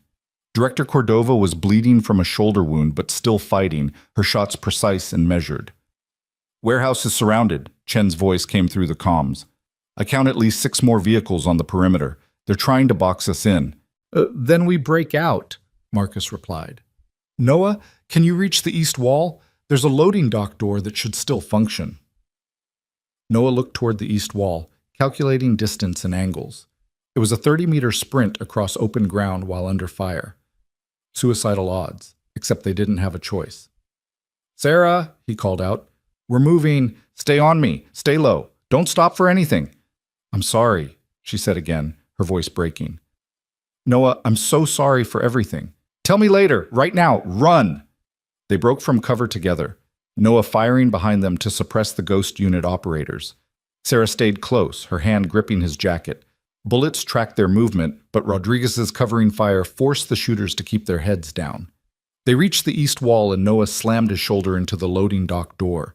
It was rusted shut, refusing to budge. He hit it again, adrenaline lending him strength, and the door finally gave way with a shriek of protesting metal. Rain and gray daylight poured through the opening. Noah pulled Sarah through just as an operator rounded the corner behind them. Noah fired without thinking, putting 2 rounds center mass. The man dropped, and Noah felt nothing. No guilt, no satisfaction, just the cold efficiency of survival. "Clara, Michael, east exit now!" Noah shouted into the comms. They emerged from the warehouse into a nightmare landscape of rain and violence. Ghost unit vehicles were positioned throughout the industrial park, and operators were dismounting, creating a tightening perimeter. Marcus's vehicle came screaming around a corner, providing mobile covering fire. "Get in!" Marcus shouted from the driver's seat. Clara and Michael burst from the warehouse behind them, Cordova bringing up the rear despite her wounded shoulder. They all piled into the vehicle, cramming into spaces not designed for 6 adults. Marcus floored the accelerator before the doors were fully closed. Bullets hammered the vehicle's armored panels as they raced through the industrial park. The windshield spiderwebbed from impacts but held. Marcus drove with controlled aggression, taking corners hard and using the terrain to break line of sight with their pursuers. "Where's Rodriguez?" Noah demanded. "Extracting from his position," Marcus said. "He'll meet us at the secondary rally point." "We can't lead them to Lily," Noah said urgently. "If they follow us to Chen's location—" "They won't," Marcus interrupted. "Chen's already moving your daughter to tertiary backup. She'll be safe." Sarah grabbed Noah's arm. "Lily, I need to see her. Please, Noah. I've been away from my daughter for 2 years. I need to see her." "Your daughter?" Noah's voice was sharp despite the chaos. "You gave up that right when you let me tell her you were dead. When you let her cry herself to sleep night after night asking why Mommy left. That's not fair." "Nothing about this is fair," Noah shouted. "You don't get to walk back into her life and pretend nothing happened. She's 8 years old, Sarah. She's a child who's been traumatized by your death. You can't just—" An explosion cut off his words. One of the pursuing vehicles had hit an IED that Marcus must have planted earlier. The blast wave rocked their vehicle, and through the rear window Noah saw flaming wreckage tumbling through the air. "One down," Marcus said grimly. "But we've still got 3 on our tail." Director Cordova was on her phone shouting orders over the sounds of the chase. "I need immediate air support at these coordinates. Authorization code Delta 779er. We have federal agents under fire from unidentified hostiles." "Your authorization won't work," Michael said bitterly. "Garrett has people throughout the chain of command. Any support you call will either be delayed or redirected." "Then we handle this ourselves," Marcus said. He yanked the wheel hard right, sending them down an alley barely wide enough for the vehicle. Metal screamed as the side mirrors tore off against brick walls. They emerged onto a main road, traffic scattering as Marcus drove against the flow. Behind them, 2 of the ghost unit vehicles tried to follow but were blocked by civilian cars. The 3rd vehicle found an alternate route, maintaining pursuit. "Rodriguez, where are you?" Marcus demanded. "Inbound on your 6 o'clock, Rodriguez responded. "Hold steady for 3 seconds." Marcus maintained his current trajectory, and suddenly Rodriguez's vehicle appeared from a side street, T-boning the pursuing ghost unit SUV at full speed. The impact was tremendous, sending both vehicles spinning across the intersection in a tangle of crumpled metal and breaking glass. "Rodriguez!" Noah shouted into the comms. "Status!" Silence. Then, after an agonizing moment, "I'm good. Vehicle's totaled, but I'm mobile. Proceeding to rally point on foot." They drove for another 20 minutes through a maze of streets and alleys until Marcus was satisfied they'd lost any remaining pursuit. Finally, he pulled into an underground parking garage and killed the engine.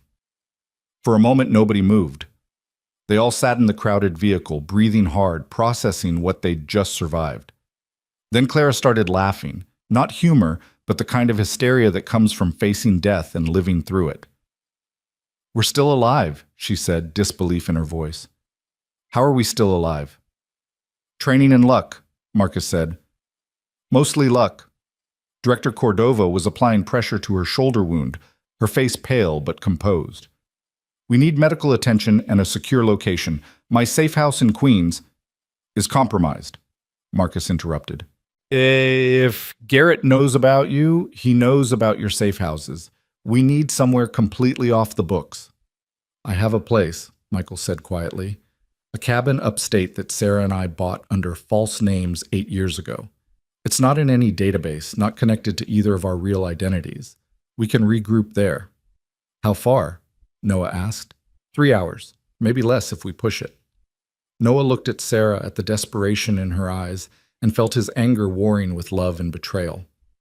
"Fine, but we're not bringing Lily there until I know it's safe, until I decide if I can trust you with our daughter."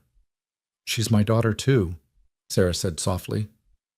"Then you should have been there for her," Noah replied, and turned away before he could see the pain his words caused.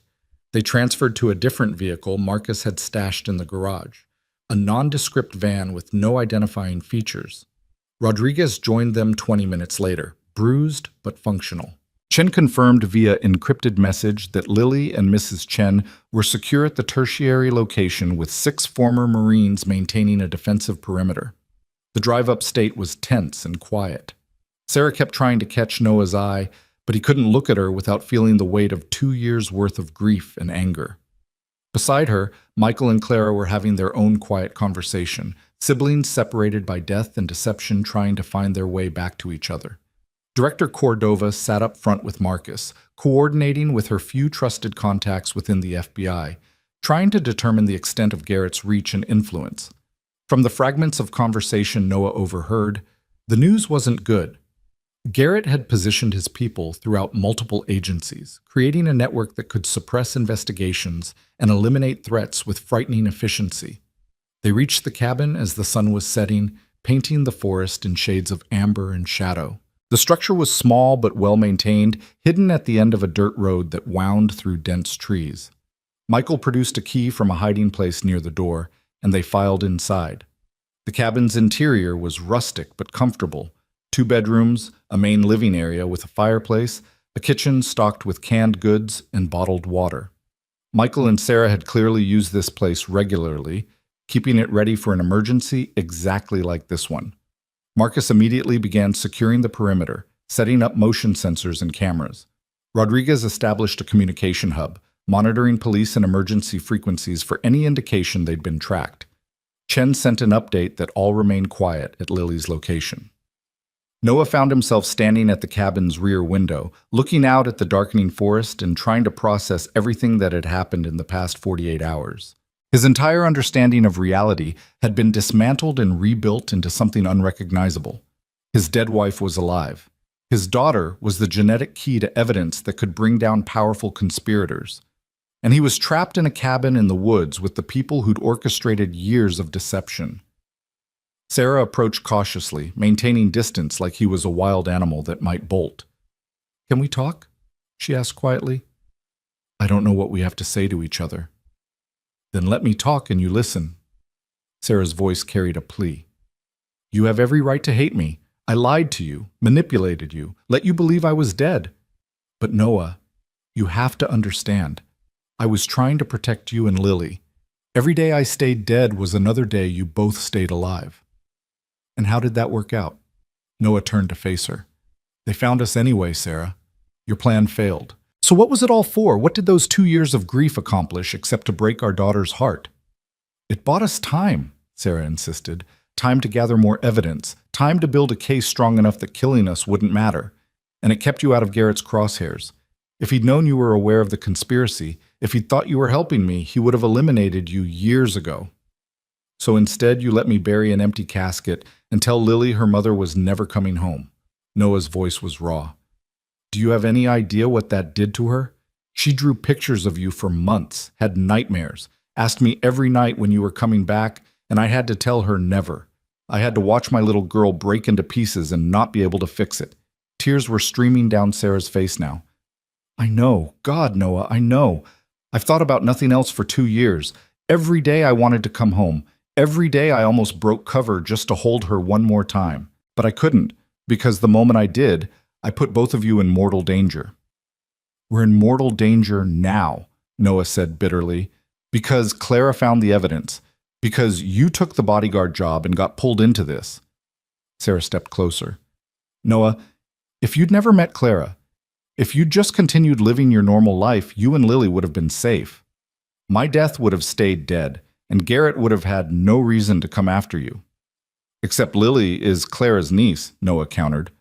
Once Clara took that DNA test, once she started looking for family, we were always going to be pulled into this. Your plan had an expiration date, Sarah. It just lasted longer than you thought. Sarah had no response to that. She stood there, arms wrapped around herself, looking smaller and more vulnerable than Noah had ever seen her. Michael entered the room, reading the tension between them. We need to discuss what happens next, he said carefully. Garrett knows we're all together now. He knows we have partial evidence and access to the rest. He'll be mobilizing every resource he has to eliminate us before we can go public. Then we go public now, Clara said, joining them from the kitchen. We release what we have on the flash drive, blow this whole thing wide open. The flash drive alone isn't enough, Director Cordova said. She'd bandaged her shoulder and looked steadier despite the blood loss. It shows the diverted weapons and some of the transactions, but it doesn't have the complete chain of command. It doesn't prove Garrett's direct involvement. Without the full evidence package, a good lawyer will argue the documents are incomplete, taken out of context, possibly fabricated. Then we get the full package, Noah said. You said it requires Lily's DNA to access. The storage facility is in Canada, Michael explained. Montreal, specifically. We set it up with a private security company that specializes in protecting sensitive materials for whistleblowers. The vault requires biometric authentication from someone carrying both my and Sarah's genetic markers. How does that work exactly? Clara asked. Blood sample processed through their analysis system. If the DNA shows markers from both parents, the vault opens. Michael pulled out his phone and showed them photos of the facility. It's designed to prevent unauthorized access even if someone kidnaps one of us and tries to force entry. The only way to open it is with Lily's willing participation. Absolutely not, Noah said immediately.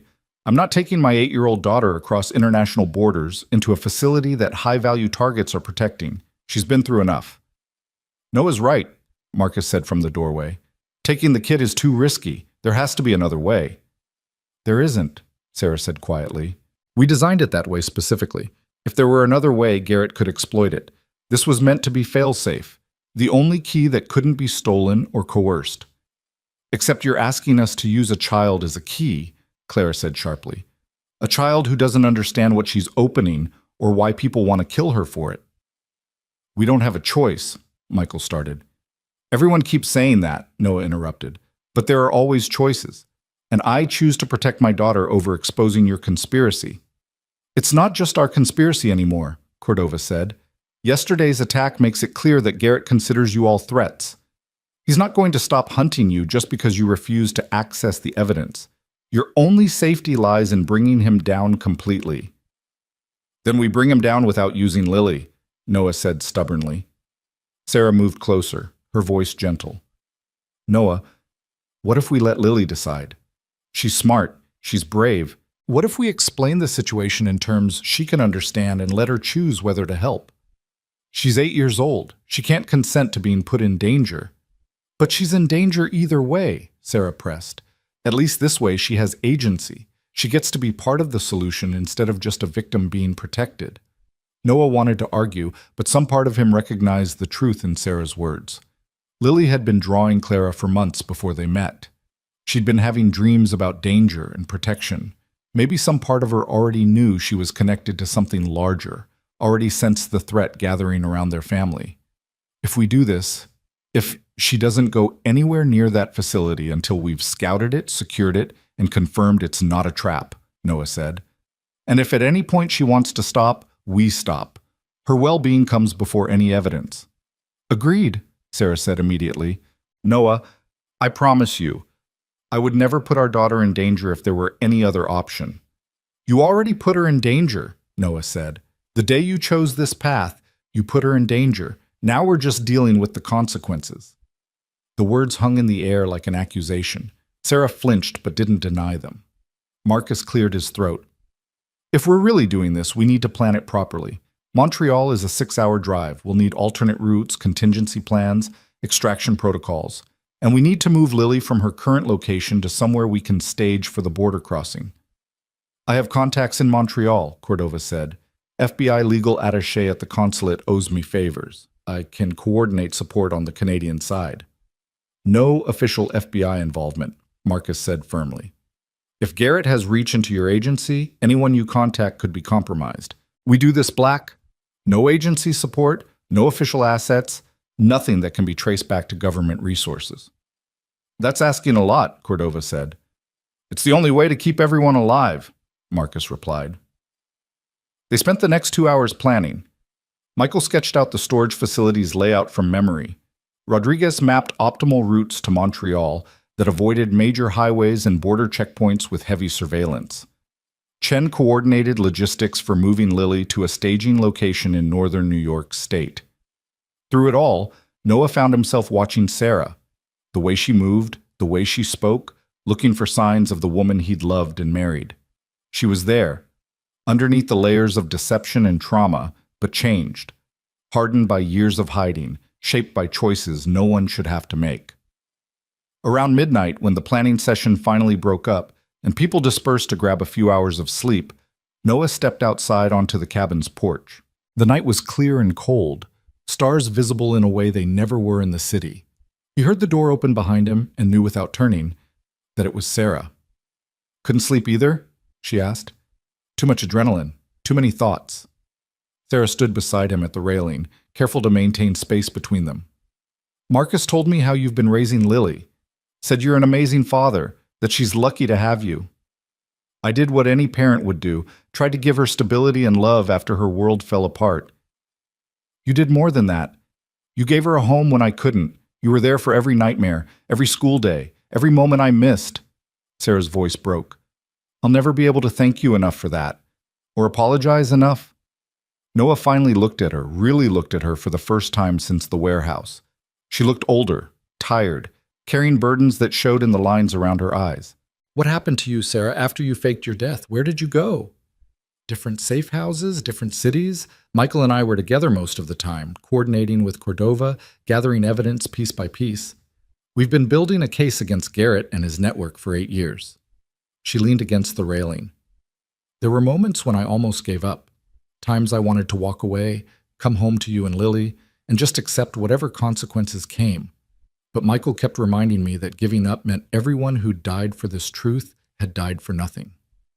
How many people died? Too many.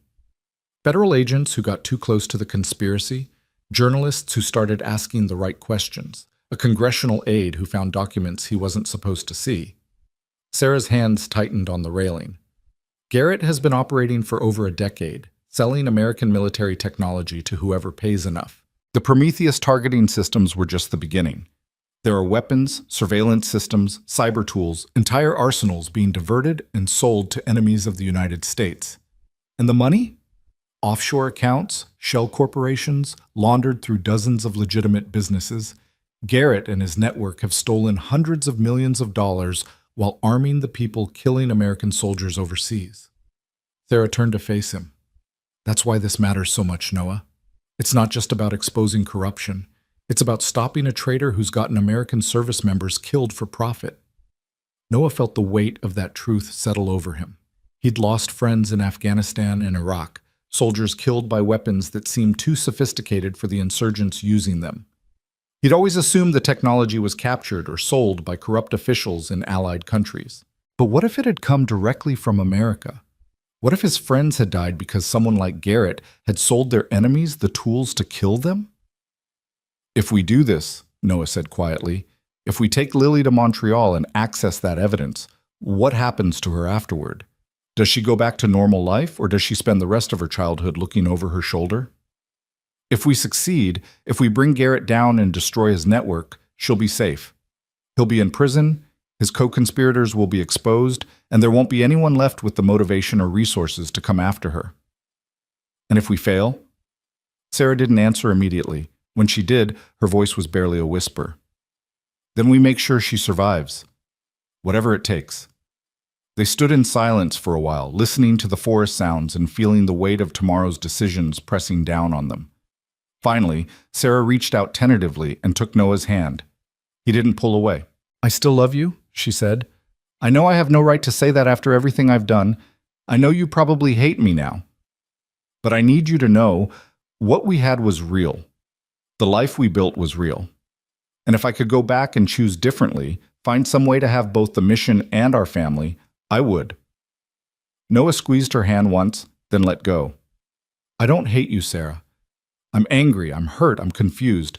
But I don't hate you. You're Lily's mother. That matters more than my feelings.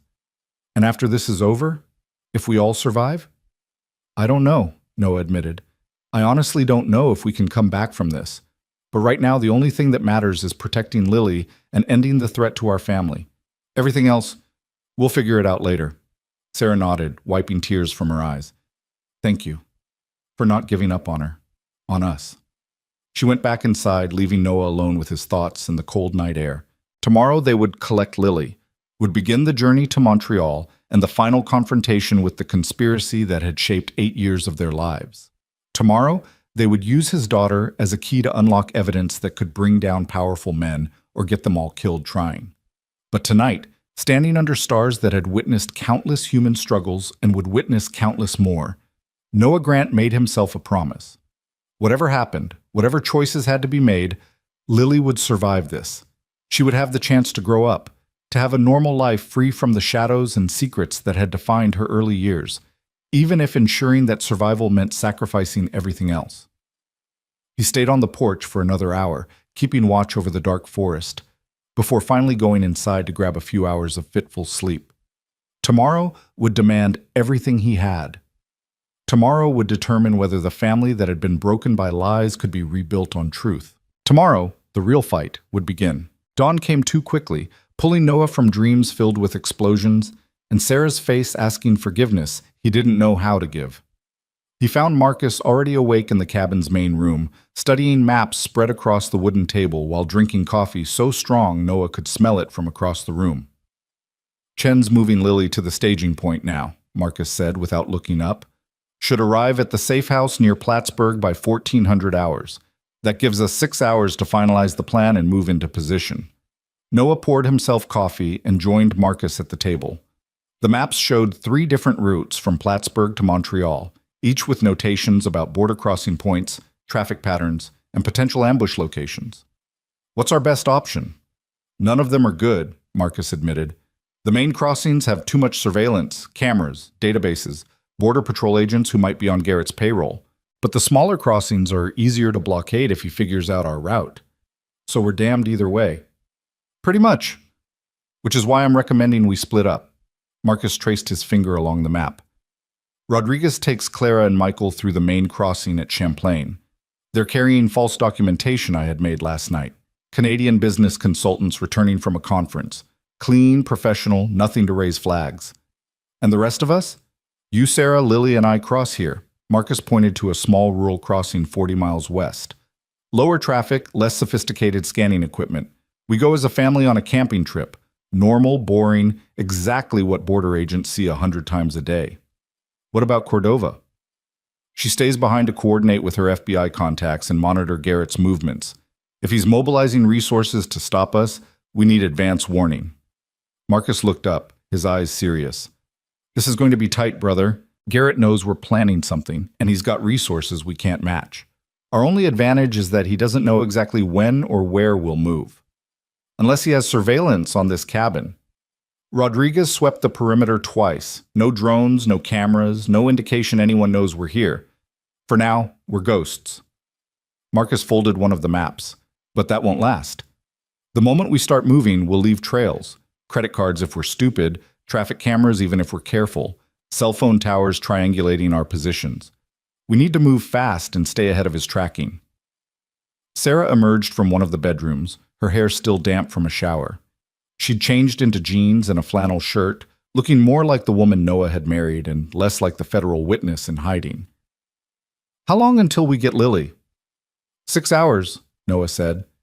"And Sarah, we need to talk about how we're going to explain this to her. She thinks you're dead.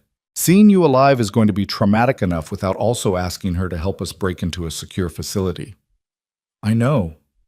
Sarah sat down at the table, her hands wrapped around a coffee mug like she needed the warmth. "I've been thinking about that all night. We need to be honest with her, but in terms an 8-year-old can process. No talk of conspiracies or weapons sales. Just that Mommy had to hide to keep her safe, and now we need her help to make sure everyone stays safe forever." "She's going to have questions," Noah warned. "She's going to ask why you left, why you didn't come back sooner, why you let her think you were dead. And I'll answer them as honestly as I can." Sarah's voice was steady despite the pain in her eyes. "I'll spend the rest of my life answering those questions if that's what it takes. But right now the priority is keeping her alive and ending the threat. Everything else comes after." Clara joined them, looking exhausted despite having slept. Michael was right behind her, the two siblings having spent much of the night talking through 8 years of separation and secrets. "What's the timeline?" Clara asked. Marcus briefed them on the plan. Clara nodded slowly, processing the risks and variables. "And once we're in Montreal, what's the extraction plan after we access the evidence?" "Rodriguez has contacts in the city, ex-military guys who run private security. They'll provide overwatch while we're at the storage facility and safe transport afterward," Marcus explained. "From there, we get to a hotel, upload everything to secure servers with deadman switches, and contact every major news outlet simultaneously. We make it so public, so widespread, that killing us won't stop the information from spreading. Garrett will know we're doing this the moment we cross the border," Michael pointed out. "He's got to have alerts set up for our names, our faces. Border databases will ping the moment we try to enter Canada. Which is why you and Clara are using false identities," Marcus said, "and why Noah, Sarah, and Lily are crossing as a family using documentation that won't trigger any flags. We've thought this through." "Have you thought through what happens when Garrett figures out we've accessed the vault?" Michael pressed. "He'll send everything he has to stop us from releasing the evidence. We're talking about a man with special operations teams at his disposal. Then we make sure we're in a public enough location that he can't use those teams," Marcus countered.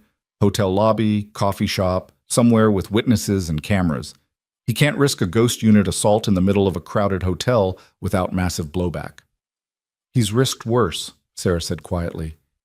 "He killed a federal agent in a hospital parking lot. Made it look like a mugging, but I knew. Garrett doesn't hesitate when he feels threatened." The room fell silent as they all processed the magnitude of what they were attempting. They were going up against a man with unlimited resources, political connections, and a willingness to kill anyone who threatened his operation. The odds weren't just bad, they were nearly impossible. But Noah looked around the table at the faces of people who'd all lost something to Garrett's conspiracy. Michael, who'd given up 8 years of his life in hiding. Sarah, who'd abandoned her daughter to protect her. Clara, who'd buried a brother who wasn't really dead. And Director Cordova, who'd spent 8 years building a case against corruption within her own agency. They'd all sacrificed too much to stop now. "We do this," Noah said firmly. "We cross the border, we access the evidence, and we bring this bastard down. For everyone he's killed, for everyone he's hurt, we finish this." "For Lily," Sarah added softly. "So she can grow up without this shadow hanging over her." They spent the morning making final preparations. Rodriguez procured a minivan with New York plates and registration that would pass casual inspection. Marcus gathered camping equipment to sell their cover story. Tents, sleeping bags, a cooler filled with food and drinks. Clara and Michael rehearsed their false identities, until they could recite the backstories without hesitation. At noon, they loaded into 2 vehicles and began the drive north. Noah rode with Marcus, Sarah, and Cordova, while Clara, Michael, and Rodriguez took the second vehicle. The autumn landscape rolled past, forests painted in reds and golds, small towns that looked like postcards, a countryside that seemed impossibly peaceful compared to the violence they'd just escaped. Noah's phone buzzed with a message from Chen. Packages secure at staging location, 6 sentries maintaining perimeter. All quiet. Package. They were calling his daughter a package, reducing her to tactical terminology because it made the mission feel more manageable. Noah understood the psychology but hated it anyway. Lily wasn't a package or an asset. She was a little girl who liked drawing and ice cream and bedtime stories, who deserved better than to be the key to unlocking evidence of war crimes. "You okay?" Sarah asked from the seat beside him. She'd been watching him with concern, probably reading the tension in his shoulders. "Just thinking about what we're asking her to do." "We're asking her to be brave," Sarah said. "And she will be. She's stronger than you think, Noah. Stronger than either of us. She shouldn't have to be. No, she shouldn't. But the world isn't fair, and sometimes children have to carry burdens that should belong to adults." Sarah looked out the window at the passing landscape. "When this is over, when she's safe, we'll spend the rest of our lives making it up to her. Both of us. Together or separate. Whatever works best for her." Noah appreciated the acknowledgement that their marriage might not survive this. Too much had been broken, too many lies told for love to simply resume where it had left off. But Sarah was right about one thing. Lily's well-being came first. Everything else was secondary. They reached Plattsburgh by early afternoon, a small city near the Canadian border that served as a waypoint for tourists and traders. Chen had secured a house on the outskirts, a nondescript ranch-style building that could have been anywhere in America. 3 of Chen's Marines were visible as they pulled up, professional, alert, positioned to cover all approaches. Chen himself met them at the door, a stocky man in his 40s with the calm demeanor of someone who'd seen combat and come out the other side. Everyone's inside and secure. No incidents, no unusual activity in the area. "Where's Lily?" Noah asked immediately. "Living room with Mrs. Chen. The kid's been asking for you every 10 minutes. Chen stepped aside to let them enter. "Fair warning, she's scared. Doesn't understand why she had to leave so suddenly, why strange men are guarding the house. Mrs. Chen's been keeping her calm, but she needs her father." Noah moved through the house quickly, following the sound of Mrs. Chen's voice reading from a children's book. He entered the living room and found Lily curled up on a couch, her stuffed rabbit clutched tight, her dark eyes wide with worry. The moment she saw him, her face transformed. "Daddy!" She launched herself off the couch and into his arms, and Noah caught her, holding tight while she buried her face against his shoulder. "I was so scared. The men came and said we had to leave, and Mrs. Chen said you were okay, but I didn't know. I didn't know." "I'm here, sweetheart. I'm okay." Noah stroked her hair, feeling her small body trembling. "I know this has been scary, but you're safe. I promise you're safe." "Why did we have to leave? Why are there soldiers everywhere?" Lily pulled back to look at his face, her eyes searching for truth. "Is it because of the bad men? The ones from my dreams?" Before Noah could answer, Sarah appeared in the doorway. She'd hung back, giving Noah time with Lily first. But now she stood there with tears streaming down her face, looking at the daughter she'd been separated from for 2 years. Lily's gaze shifted to Sarah, and her entire body went rigid. "Daddy, who is that lady?" Noah's heart broke at the question. His daughter was looking at her own mother and didn't recognize her. 2 years was an eternity in a child's life, long enough for memories to fade and faces to become unfamiliar. "Lily, sweetheart, that's—" Noah's voice caught. How did you tell a child that death wasn't always permanent? That the mother she'd mourned was standing right there? "It's Mommy," Sarah said softly, kneeling down to Lily's eye level. "Baby girl, it's me. I know you thought I was gone, and I'm so sorry for that. But I'm here now, and I love you so much." Lily stared at Sarah, her small face working through confusion and disbelief. "But you're dead. Daddy said you died. We went to the funeral and everything." "I know. And I'm sorry we had to lie to you. But I had to pretend to be gone to keep you safe from some very bad people." Sarah was crying openly now. "I never wanted to leave you, Lily. Every single day I was away, I thought about you. I missed you so much it hurt." "Then why didn't you come back?" Lily's voice was small and accusing. "If you missed me, why didn't you come home?" "Because the bad people were looking for me. And if I came home, they would have hurt you and Daddy. I couldn't let that happen. So I had to stay away, even though it was the hardest thing I've ever done." Lily looked between Sarah and Noah, trying to process the impossible. "Is she really my mommy?" she asked Noah. "For real?" "Yes, sweetheart, she really is." For a long moment, Lily didn't move.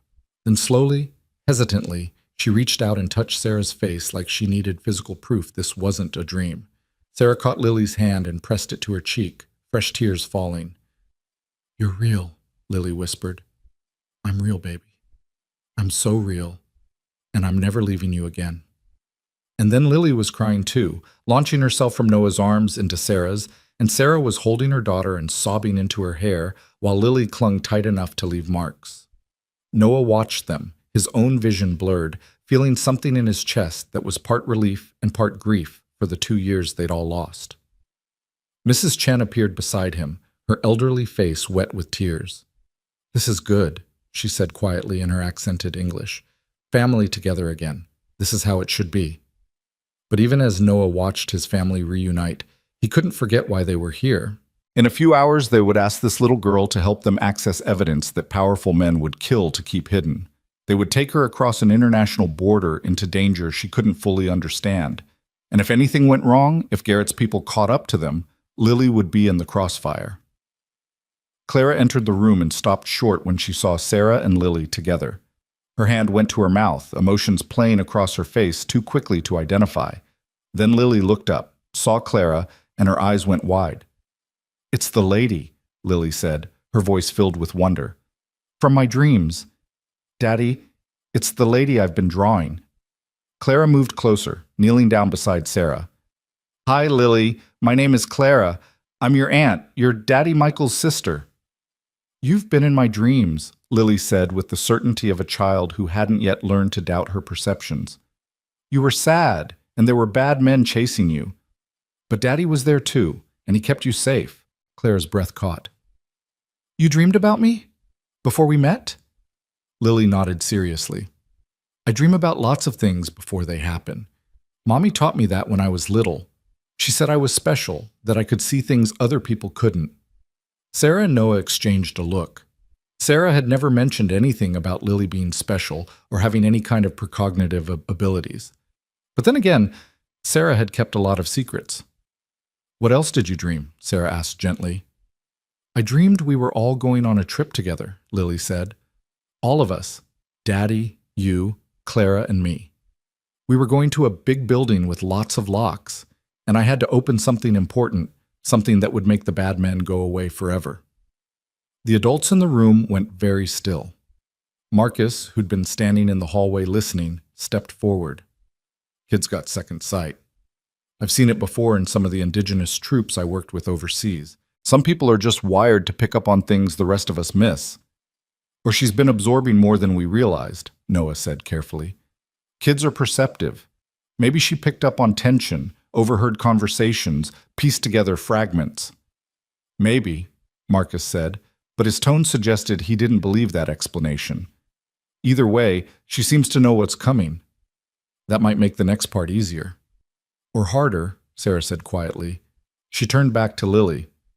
"Baby, we do need to take a trip together, and we do need you to help us with something important, something that will make it safe for all of us to be together without hiding anymore. But it might be a little scary. Are you brave enough to help us?"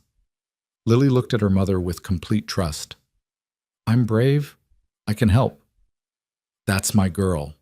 Sarah hugged her tight. "We're going to drive to a city in Canada called Montreal. It's going to be an adventure, just like when we used to take road trips before.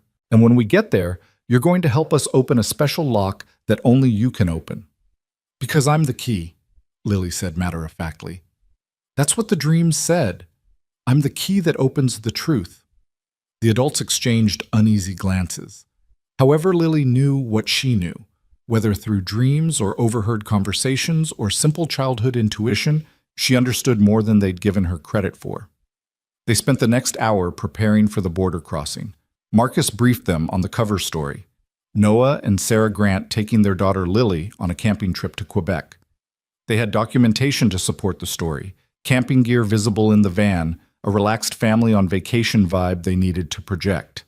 Clara, Michael, and Rodriguez would leave first, crossing at the main checkpoint with their false business consultant identities.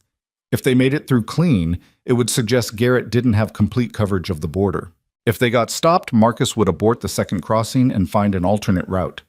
At 4:30, Clara hugged Lily goodbye. "I'll see you in Montreal, sweetheart. Be brave for your parents, okay?" "I will," Lily promised. "And Clara? In my dream, everything turns out okay. We all make it." Clara's eyes filled with tears. "I hope your dreams are right, Lily."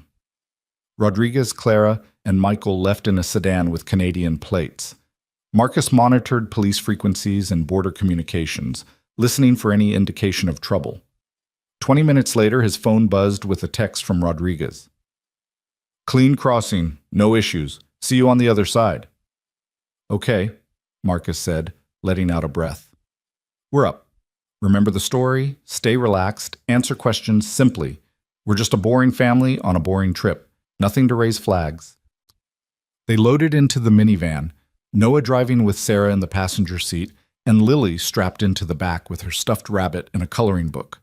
Marcus rode behind them in a second vehicle, maintaining distance but close enough to intervene if needed. The drive to the border crossing took 40 minutes through increasingly rural landscape. The crossing itself was small: 2 lanes, a single guard booth, surrounded by forests that extended into both countries. Exactly the kind of low-key crossing point they needed. Noah pulled up to the booth and rolled down his window. The border agent was a woman in her 50s with the tired professionalism of someone working the evening shift. "Passports, please." Noah handed over their documents, his real passport and the ones Marcus had created for Sarah and Lily. The agent scanned them, glancing at the computer screen in her booth. Noah's pulse hammered, but he kept his expression neutral, bored even, like this was the 1,000th border crossing he'd done, and none of them were particularly interesting. "Purpose of your visit to Canada?" the agent asked. "Family camping trip. Planning to visit Parc National de la Yamaska, maybe do some hiking." Noah gestured to the camping gear visible through the van's windows. The agent looked into the back seat where Lily was coloring, completely absorbed in her activity. "And this is your daughter?" "Yes, ma'am." "Lily, can you say hello to the nice lady?" Lily looked up and waved shyly. "Hi, we're going camping. I've never been to Canada before." The agent smiled despite herself. "Well, welcome to Canada then. How long do you plan to stay?" "Just the weekend," Sarah said from the passenger seat. "My husband has to be back for work on Monday." The agent studied the computer screen for another moment, and Noah felt sweat forming at the back of his neck despite the cool evening air. If Garrett had managed to flag their information, if there was an alert in the system, this was when they'd find out. "Everything looks fine," the agent finally said, handing back their passports. "Enjoy your trip. Drive safely." "Thank you," Noah said, forcing himself to pull away slowly, calmly, like someone with nothing to hide and nowhere urgent to be. Only when they were 2 miles past the border did he allow himself to breathe properly. Sarah reached over and squeezed his hand. "We made it." "First hurdle," Noah said. "Now we just have to make it to Montreal, access the facility, and get out before Garrett figures out what we're doing." "Easy," Sarah said with dark humor. "What could possibly go wrong?" Behind them, Marcus crossed the border without incident and sent a text confirming he was through. They rendezvoused with Rodriguez, Clara, and Michael at a gas station 15 miles into Canada, regrouping to coordinate the final approach to Montreal. "Any signs of surveillance?" Marcus asked Rodriguez. "Nothing obvious, but if Garrett's smart, and we know he is, he won't tip his hand until we're actually at the storage facility. That's when he'll spring whatever trap he's set." "Then we go in prepared for a fight," Marcus said. "Rodriguez, you and I will establish external security. Noah and Sarah take Lily inside. Clara and Michael stay with the vehicles, engines running, ready for immediate extraction if things go bad. What about weapons? Noah asked. We can't bring firearms into a secure facility. You won't need to. The facility has its own security. Armed guards, metal detectors, cameras. It's designed to protect its clients, not harm them. Once you're inside, you're probably safer than you'll be anywhere else. It's getting out that I'm worried about, Clara said quietly. If Garrett knows we've accessed the vault, he'll be waiting when we emerge. Which is why we don't emerge the way we went in, Marcus said. He pulled up building schematics on his tablet. The facility has a loading dock in the rear used for clients who need to transport large items. It exits onto a different street, less visible, easier to secure. We bring vehicles to both locations. Rodriguez covers the main entrance in case we have to use it. I cover the loading dock for our actual exit.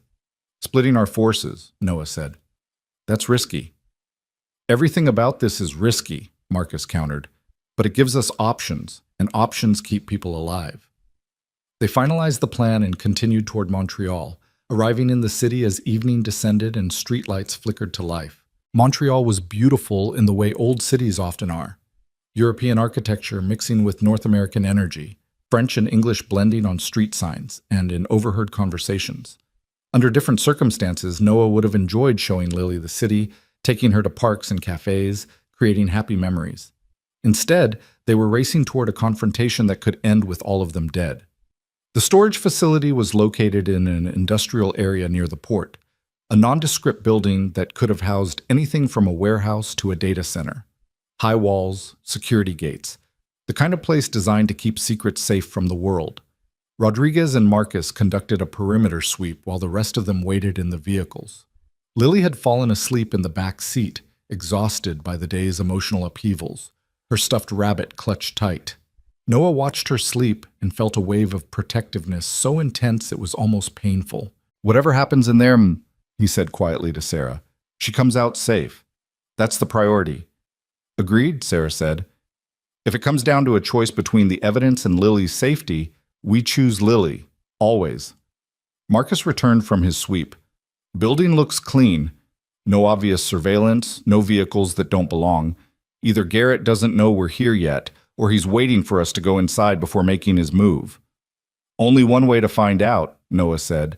He gently woke Lily, who rubbed her eyes and looked around in confusion. Hey, sweetheart, we're here. Remember what we talked about? You're going to help us open something important. I remember, Lily said sleepily. I'm the key.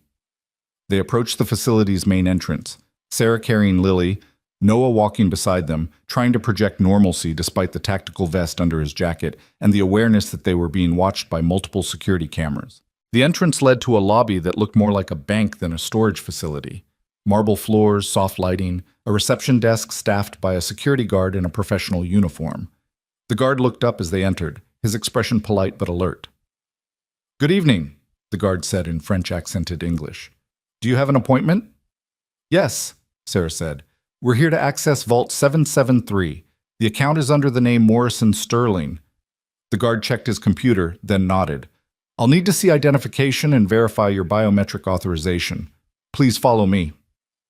They were led through a security checkpoint with metal detectors and body scanners. Noah had to remove his jacket, revealing the tactical vest, which earned a raised eyebrow from the guard. We've had threats, Noah explained, just being cautious. Understandable, the guard said, though his hand drifted closer to his own weapon. Many of our clients have security concerns. That's why they store sensitive materials with us.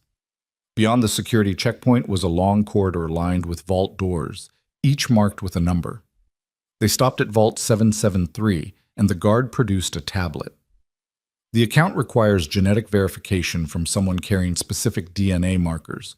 We'll need a blood sample from the child. No, Noah said immediately. We're not drawing blood from an 8-year-old for your security theater. It's just a finger prick, sir, the guard said patiently. Less invasive than a vaccination. The device analyzes the sample and either grants or denies access. Standard procedure. Sarah knelt down to Lily's level. Baby, they need to prick your finger just a tiny bit. It'll hurt for a second, like when you get a splinter. Can you be brave for me? Lily looked at the device, then at the vault door, then back at her mother. Will this make the bad men go away? Yes, Sarah said firmly. This will end everything. After this, we can all be together without hiding or being scared. Okay, Lily said. I'll be brave. The guard produced a small device that looked like a glucose monitor. He cleaned Lily's finger with an alcohol wipe, then pressed the device against her fingertip. Lily flinched but didn't cry out as it collected the blood sample. The device beeped and displayed results on its screen. The guard studied them, then nodded. DNA markers confirmed. Access granted. He swiped a keycard and the vault door clicked open with a pneumatic hiss. Inside the vault was a space about the size of a walk-in closet, lined with shelves containing document boxes, hard drives, and file folders. But the centerpiece was a large safe in the rear wall, digital display showing it was locked. The main storage safe requires a code, the guard explained. The account holder would have set this when establishing the vault. Do you know the code? Sarah moved to the safe and entered a series of numbers. The safe beeped and the display changed from red to green. She pulled the door open, revealing stacks of documents, dozens of flash drives, and what looked like external hard drives. This is it, Michael said from the doorway where he'd been watching. This is everything. 8 years of evidence. Noah started pulling out items, looking for something portable they could carry. There was too much to take everything. They'd need to prioritize what was most important for prosecution. What exactly am I looking at? Noah asked, holding up one of the document boxes. That one contains shipping manifests and payment records, Michael said. Shows every diverted weapons system, where it went, who authorized the transfer. The hard drives have communications, emails, recorded phone calls, text messages between Garrett and his network. And these, he held up a flash drive with a red label. These contain video evidence. Garrett and other DoD officials meeting with arms dealers, accepting payment, discussing how to cover their tracks. Video evidence? Noah repeated. Actual footage of them committing crimes? Recordings from phones, security cameras, even some meetings I attended wearing a wire, Michael confirmed. Garrett's lawyers won't be able to explain this away. This is ironclad. Sarah was photographing documents with her phone, creating digital backups. We should upload some of this immediately, get it into the cloud, send it to journalists, make sure killing us won't bury the evidence. Not yet, Noah said. The moment we start uploading, we tip our hand. Garrett will know we have everything, and he'll come at us with everything he has. We need to be in a secure location first.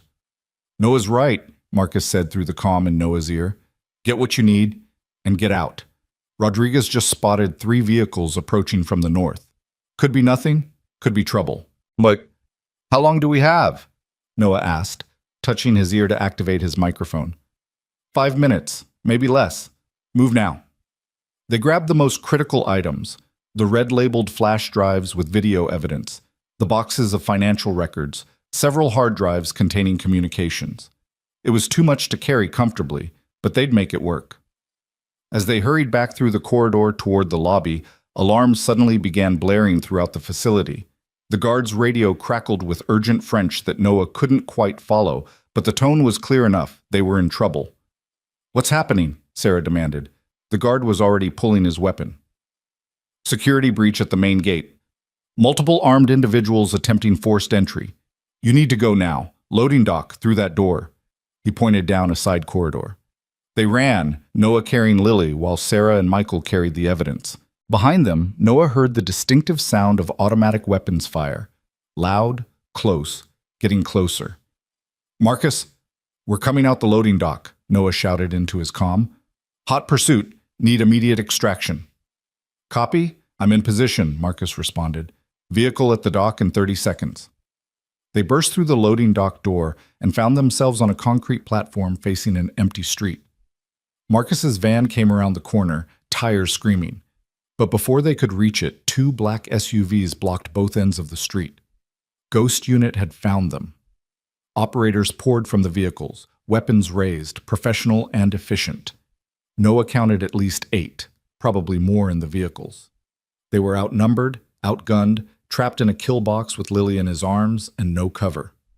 Put the child down and surrender the materials, one of the operators called out, his voice amplified through a megaphone. You have 10 seconds to comply before we open fire. Noah's mind raced through options and found nothing good. They couldn't fight their way out. They couldn't outrun automatic weapons. They couldn't. A vehicle came out of nowhere, sideswiping one of the SUVs with enough force to send it spinning. Rodriguez's sedan, heavily damaged but still functional. The impact created a gap in the perimeter. "Go!" Rodriguez shouted from the driver's seat. "Get to Marcus, I'll hold them here." Noah didn't waste time arguing. He ran for Marcus's van with Sarah and Michael beside him, bullets tracking their movement, pavement exploding into fragments around their feet. He felt something tug at his jacket, a round passing too close, and pushed Lily's head down against his shoulder, making himself as much of a shield for her as possible. They reached the van and piled inside. Marcus was already moving before the doors closed, driving in reverse at high speed. Behind them, Rodriguez was out of his vehicle with a rifle, laying down covering fire, forcing the ghost unit operators to take cover instead of pursuing. "Rodriguez, fall back," Marcus shouted into his radio. "Negative, you need distance, I'll catch up." But Rodriguez's voice carried the knowledge that he wouldn't catch up, that this was a sacrifice play. "Rodriguez, don't you dare!" Marcus's voice broke. "That's an order!" "Sorry, boss. Tell my kids I love them." And then the radio went silent, except for the sound of gunfire. Marcus drove with tears streaming down his face, one hand on the wheel and one pressing his earpiece like he could will Rodriguez back to life through sheer force of emotion. Noah looked back through the rear window and saw Rodriguez's position being overrun, saw ghost unit operators closing in. "We can't leave him," Clara said desperately. "We don't have a choice," Noah said, though the words tasted like ash. "If we go back, they take us all. Rodriguez just gave us a chance. We don't waste it." They drove through Montreal like the devil himself was chasing them, which wasn't far from the truth. Lily was crying, terrified by the violence and chaos. Sarah held her tight, whispering reassurances neither of them believed. "Where do we go?" Michael asked. "They know we're in Montreal. They'll have people at every hotel, every border crossing." "Safe house," Marcus said, his voice dead. "I have one more location they don't know about. Old Army buddy owes me a favor. We go there, we upload the evidence, and we end this tonight." "What about Rodriguez?" Clara demanded. Marcus's knuckles were white on the steering wheel. "Rodriguez is gone. He died buying us time. We honor that by finishing the mission." They drove to a residential neighborhood in the city's eastern suburbs, pulling into the garage of a modest house where a middle-aged man was waiting. He took one look at Marcus's face and asked no questions, just got them inside and locked everything down. The house had a basement that had been converted into what looked like a command center. Computers, monitors, enough electronics to run a small military operation. Marcus's friend was apparently more than just an old army buddy. "Upload stations are ready," the man said. "You put the evidence on those computers, it goes out through 50 different servers in 30 countries. Can't be traced, can't be stopped, can't be taken back." Sarah began loading flash drives while Michael organized documents. Noah stood guard at a basement window, watching the street for any sign they'd been followed. And Lily sat in a corner with her stuffed rabbit, watching the adults work with eyes that had seen too much for someone her age. "I'm sorry, baby," Noah said quietly, kneeling beside her. "You shouldn't have had to see any of this." "It's okay, Daddy," Lily said with heartbreaking maturity. "Sometimes grown-ups have to do scary things to protect people. That's what you and Mommy are doing, right? Protecting people?" "That's right, sweetheart. We're making sure bad people can't hurt anyone anymore." "Then it's worth it," Lily said simply. "That's what heroes do." Noah pulled her into a hug, this daughter who'd been through so much, who somehow remained pure and hopeful despite the darkness surrounding her. She was braver than he'd ever been, stronger than he'd ever given her credit for. "Video files are uploading," Sarah announced. "Looks like about 40 minutes for everything to complete." "Financial records are going out simultaneously," Michael added. "By tomorrow morning, this will be front-page news everywhere." "And Garrett will know we succeeded," Clara said. "He'll know his operation is finished." "Which means he'll have nothing to lose," Noah realized. A man with nothing to lose is the most dangerous kind. As if summoning him through the power of discussion, Noah's phone buzzed with an incoming call from a blocked number. He almost didn't answer, but some instinct made him accept. "Mr. Grant?" The voice was cultured, authoritative, with the flat accent of someone from old East Coast money. "My name is Richard Garrett. I believe you have something that belongs to me." I have evidence of your war crimes, Noah said coldly, and in about 35 minutes, so will every news outlet in the world. I know, which is why I'm calling to make you a proposition. Garrett's voice remained calm despite the impending destruction of everything he'd built. You want your family to survive this. I want the same thing for mine, so let's make a deal. There's no deal. You're finished. Perhaps. But I still have resources, Mr. Grant. Resources that could make your daughter's life very difficult. Imagine growing up with a target on her back, never knowing when one of my associates might decide to seek revenge. Imagine your wife looking over her shoulder for the rest of her life, wondering if today is the day someone finishes what I started. You threatening my family? Noah's voice went deadly quiet. I'm offering you protection, Garrett corrected. Full immunity for everyone involved. I'll surrender myself to federal custody, plead guilty, serve whatever sentence I'm given. In exchange, you keep your daughter's identity out of the public record. She becomes a footnote in the case, a confidential witness whose name is sealed. She gets to grow up normal, safe, free from the consequences of her parents' choices. Noah looked at Lily, then at Sarah, then at the computers uploading evidence that would destroy Garrett, but also make Lily a permanent part of the public record. Every news story would mention the daughter who provided DNA access. Every documentary would feature her role in the conspiracy's exposure. He's lying, Marcus said. The moment you agree, he'll have lawyers twist the deal, find loopholes, escape justice. Maybe, Noah said. But maybe he's also right that Lily deserves a normal life, that she deserves to not be defined by this for the rest of her childhood. Don't do it, Clara urged. We've come too far. Rodriguez died for this evidence. But Noah was looking at his daughter's face, at the trust in her eyes, at the innocence that still remained despite everything. And he was thinking about what Sarah had said, that sometimes parents made impossible choices because they were the only choices that kept their children safe. I need to think about it, Noah said into the phone. You have 5 minutes, Garrett replied. Then my offer expires and your daughter lives with the consequences. The line went dead, leaving Noah holding a silent phone and staring at a choice no parent should have to make. Justice or safety. Truth or protection.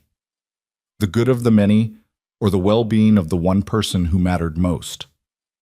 In the corner, Lily was humming to herself, coloring in a book someone had given her, completely unaware that her father was deciding her entire future in the space of 5 minutes. And outside, somewhere in the darkness of Montreal, Admiral Richard Garrett waited for an answer that would determine whether he spent the rest of his life in prison or walked away to rebuild his criminal empire from the shadows. The clock on the computer screen showed 32 minutes remaining on the upload. 5 minutes to decide. And somewhere, Rodriguez's sacrifice was either about to be honored or rendered meaningless by a father's desperate need to protect his child from a world that had already hurt her too much. Noah stood frozen, the weight of Garrett's ultimatum pressing down on him like physical force. Around him, everyone waited for his decision. Sarah with her hands pressed to her mouth, Clara gripping Michael's arm, Marcus standing rigid with Rodriguez's death still fresh in his eyes. And in the corner, Lily hummed softly to herself, coloring a picture of a house with a family standing in front of it, oblivious to the fact that her father held her entire future in his trembling hands. Noah. Sarah's voice was gentle but urgent. Whatever you decide, I'm with you, but you need to decide now. He looked at the computer screen. 29 minutes remaining on the upload. In less than half an hour, the evidence would be irreversibly distributed across the world. Garrett's empire would crumble. Justice would be served for Rodriguez, for all the soldiers killed by weapons Garrett had sold to their enemies, for Michael and Sarah's stolen years in hiding. But Lily would be exposed. Her name, her face, her role as the genetic key that unlocked the evidence. She'd be interviewed, analyzed, documented in every news story about the conspiracy. She'd grow up as the girl who brought down a corrupt admiral, forever defined by something she'd done at 8 years old without fully understanding it. What kind of father chooses revenge over his daughter's safety? Noah said quietly, more to himself than anyone else. The kind who teaches her that truth matters, Marcus said, that justice isn't negotiable, that some things are worth fighting for even when the cost is high. Easy for you to say, Noah snapped. She's not your daughter. Marcus flinched but didn't back down. No, she's not. But Rodriguez didn't die so we could make deals with the man who ordered his execution. He died believing we'd finish this. You really want to tell his kids their father's sacrifice meant nothing? Don't put that on me, Noah said, his voice rising. Don't you dare make this about Rodriguez when it's about my daughter's life. It's about both, Marcus shouted back. It's about doing the right thing even when the right thing hurts. Stop. Lily's small voice cut through the argument like a knife. She'd stopped coloring and was looking at them with those dark, knowing eyes that seemed to see far more than a child should. Daddy, why are you fighting? Noah knelt beside her, trying to compose his face into something that wouldn't frighten her. Sweetheart, the grown-ups are just trying to figure out what to do next. About the bad man on the phone? Lily asked. I heard him. He wants to make a deal. You heard that? Noah's heart sank. How much had she understood? I hear lots of things grown-ups think I don't hear, Lily said with the matter-of-fact tone children use when stating obvious truths. The bad man wants you to hide me so I don't get hurt. And you're trying to decide if keeping me safe is more important than stopping him. The simple clarity of her statement silenced the room. Out of the mouths of babes, Noah thought, she'd reduced their complex moral calculus to its essential truth. That's exactly right, Noah admitted. And I don't know what to do, Lily. I want to keep you safe more than anything in the world. But I also know that letting him escape means other people might get hurt.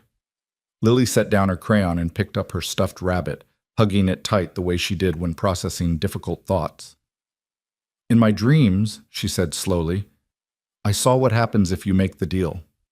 The bad man doesn't go to jail. He hurts more people. And one day, when I'm bigger, he comes back for us anyway because he's scared I might tell people the truth. Noah felt his blood run cold. Lily, sweetie, dreams aren't... But I also saw what happens if you don't make the deal, Lily continued, her voice steady despite the tears forming in her eyes. People know my name. They ask me questions. Sometimes kids at school are mean because their parents say bad things about us.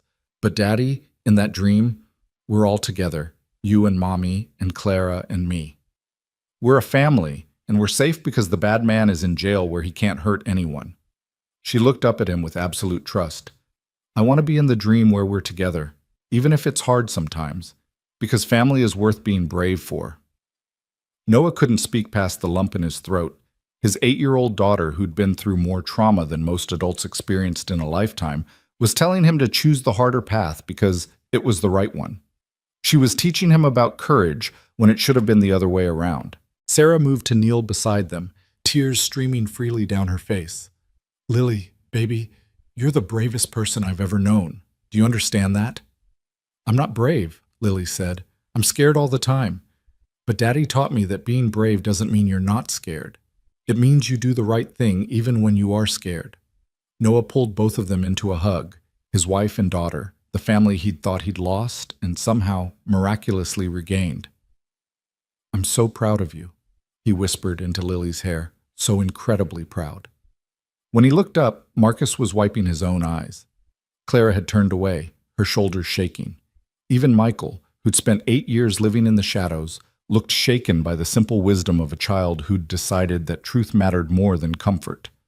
Noah's phone rang again, Garrett calling for his answer. Noah accepted the call and put it on speaker so everyone could hear. Admiral Garrett. Mr. Grant, have you made your decision? I have. Noah's voice was steady now, certain. The answer is no. No deals, no immunity, no protecting you from the consequences of your crimes. In about 25 minutes, the world is going to know exactly what you've done, and my daughter will deal with whatever comes from that because she's braver than both of us combined. There was a long pause on the other end. When Garrett spoke again, his cultured calm had cracked, revealing rage underneath. You're making a mistake. You have no idea what you've just unleashed. I'm making the right choice, Noah corrected. Finally, after too long being afraid. You lose, Garrett. You lose, and everyone you hurt gets justice, including my wife, who spent 8 years in hiding because of you, including Rodriguez, who died an hour ago buying us time to expose you. This is for all of them. Rodriguez is dead? Garrett's voice carried something that might have been genuine surprise. The Mexican operator with Ghost Unit training? That's unfortunate. He was good. He was better than good, Marcus said, his voice hard. He was a patriot who died stopping a traitor. And when you're rotting in prison, you can think about that every day for the rest of your miserable life. Garrett laughed, a sound without humor. Prison. You really think this ends with me in prison? Mr. Grant, I have friends in places you can't imagine. I have leverage on senators, judges, agency directors. This evidence will create a scandal, yes. There will be investigations and hearings, but I'll negotiate a deal, serve minimal time in a comfortable facility, and be back in operation within 5 years. Maybe, Noah admitted, or maybe the video evidence of you accepting bribes and ordering assassinations will be so damning that even your powerful friends can't save you. Either way, you're finished doing this particular evil. That's good enough for me. Then I suppose we have nothing more to discuss, Garrett said coldly. Enjoy your brief moment of victory, Mr. Grant. I promise you, it won't last long. The line went dead. For a moment, no one moved. Then Clara exhaled shakily and said, Did we really just tell a corrupt admiral with unlimited resources to go to hell? Yes, Noah said simply. And it felt amazing. Sarah laughed, the sound breaking through tension like sunlight through storm clouds. We did it. Oh my God, we actually did it. But Marcus was at the window, his expression grim. We're not done yet. Garrett knows where we are generally, knows we're in Montreal. He'll send everything he has to stop that upload before it completes. As if summoning trouble through prophecy, their host came running down the basement stairs, his face pale. We've got vehicles surrounding the block. At least 6, maybe more. Professional operators moving into position. Ghost unit, Marcus said. They're going to hit us hard and fast, try to destroy the computers before the upload finishes. How much time do we have left? 22 minutes, Michael reported, watching the progress bar creep forward with agonizing slowness. Can we speed it up? Clara asked. Not without corrupting the files. We just have to hold them off. Michael looked around at their small group. How many weapons do we have? Marcus did a quick inventory. I've got a sidearm and 2 magazines. Noah has his pistol. That's it. Against a dozen ghost unit operators with automatic weapons and body armor. Then we can't fight them, Sarah said. We have to run, take the evidence to another location, finish the upload somewhere else. There's no time, their host said. They're already in position. The moment anyone steps outside, they'll be cut down. Noah looked at Lily, who was watching the adults with growing fear. Her earlier courage giving way to the natural terror of a child who understood danger was close. He couldn't put her in a firefight. He couldn't ask her to be brave one more time when she'd already been so much braver than anyone should have to be. I'll surrender, Noah said suddenly. I'll go out there. Tell them I'll give them the evidence in exchange for everyone else's safety. It'll buy us time. They'll kill you the moment you step outside, Marcus said flatly. Garrett's past the point of negotiation. This is elimination now. Then what do you suggest? Noah demanded. Because I'm not sitting here waiting for them to breach this house and shoot it out in front of my daughter. Neither am I, Marcus said, but going out there is suicide. Before anyone could respond, Clara's phone rang. She looked at the screen and her eyes went wide. It's Director Cordova, she answered on speaker. Cordova's voice came through, strained and urgent. Clara, where are you? Safe house in eastern Montreal, but we're surrounded by Ghost Unit. Garrett's making his final play. I know, I've been monitoring police frequencies, but Clara, you need to hold on for exactly 18 more minutes. Can you do that? What happens in 18 minutes? Clara asked. I've been coordinating with the FBI director, the Attorney General, and Canadian Federal Police. The moment I confirmed you'd access the full evidence, I triggered a multi-agency response. There are federal agents, Royal Canadian Mounted Police, and Canadian military assets converging on your location right now. They'll be there in 18 minutes. 18 minutes, Marcus repeated. We can work with 18 minutes. Thank you, Director. Don't thank me yet. Just stay alive. And Noah? Cordova's voice softened. Rodriguez's family will be taken care of. I promise you that. The call ended. Marcus was already moving, checking sight lines from windows, identifying fields of fire. Okay, new plan. We fortify this position and hold for 18 minutes. Noah, you and Sarah take Lily to the most secure room in the house, probably a bathroom on an interior wall. Stay there. Stay quiet. The rest of us will create enough noise to convince Ghost Unit we're all defending this position. I'm not hiding while you fight, Noah protested. Yes, you are, Marcus said firmly, because if something happens to me and the others, you're Lily's last line of defense. You stay with your family, and you only engage if they breach to your position. Understood? Noah wanted to argue, wanted to stand with his friend and face the danger together. But he looked at Lily's terrified face and knew Marcus was right. His place was with his daughter, not playing soldier when real soldiers were handling the defense. Understood, Noah said. He picked up Lily and nodded to Sarah. Let's go. They found a bathroom on the second floor, small and windowless, about as defensible as any location in a civilian house could be. Noah positioned them in the bathtub. Sarah and Lily curled together while he crouched by the door with his pistol, ready to defend them if it came to that. I'm scared, Daddy, Lily whispered. Me too, sweetheart, Noah admitted. But we're going to be okay. The good guys are coming, and we just have to wait for them. What if the bad guys get here first? Then your daddy will protect you, just like always. Downstairs, Noah heard Marcus shouting instructions to Clara and Michael, positioning them at different windows, preparing fields of fire. Then everything went quiet. That eerie silence before combat that Noah remembered from Afghanistan. The calm before the storm. The first shot shattered the silence like breaking glass. Then came the answering fire from inside the house. And suddenly the world was explosions of sound and fury. Noah pressed his hands over Lily's ears, trying to muffle the terrifying sounds of warfare happening one floor below. Sarah, no matter what happens, you keep Lily safe, Noah said urgently. If they breach this bathroom, you take her out that window, down the roof, run, and don't look back. Noah, don't. Promise me. His voice was harder than he intended. Promise me you'll save our daughter even if it means leaving me behind. Sarah's face crumpled, but she nodded. I promise. But you better not die on us again. Lily couldn't handle losing you after just getting me back. Not planning on it, Noah said, trying to smile. I've got too much to live for. The gunfire intensified. Noah heard Marcus shouting commands, heard the distinctive crack of his pistol firing in controlled bursts. Then came a sound that made his blood freeze, the heavy thump of a breaching charge, followed by Ghost Unit operators storming into the house. Contact inside, Marcus yelled. Second floor, they're in the house. Noah gripped his pistol tighter. If they reached this bathroom, if they got past Marcus and the others, he'd have one chance to stop them before they could hurt his family. He'd make that chance count. Boots pounded on the stairs. Someone was coming up, moving fast. Noah positioned himself beside the door, ready to ambush whoever came through. The footsteps grew closer, stopping right outside the bathroom. The door exploded inward, and Noah fired without thinking, 2 rounds center mass.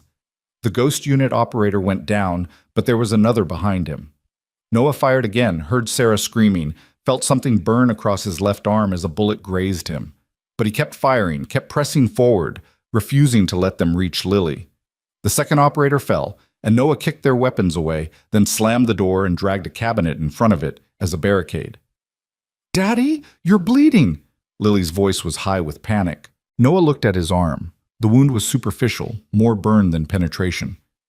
I'm okay, baby. Just a scratch.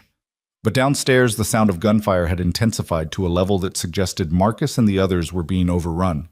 Ghost Unit had numbers and firepower, and 18 minutes was starting to feel like an eternity. Then, cutting through the chaos, came a new sound, sirens.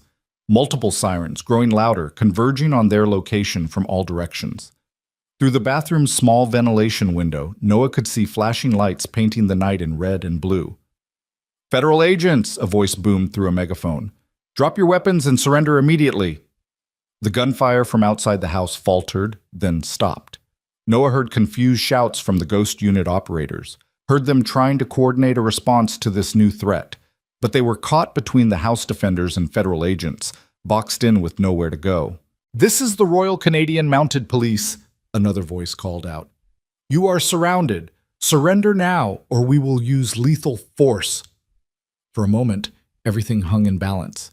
Then Noah heard weapons clattering to the ground, heard operators calling out surrender, heard Marcus whooping with relief from somewhere downstairs.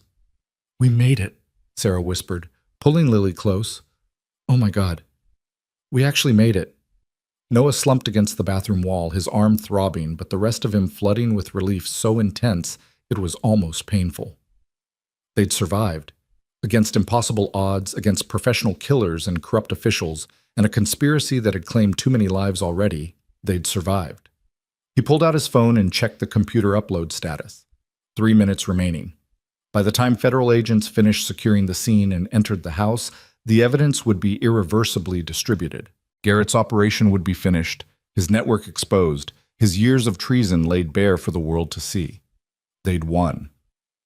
Marcus appeared in the bathroom doorway, his face smudged with gunpowder residue, but grinning like a madman.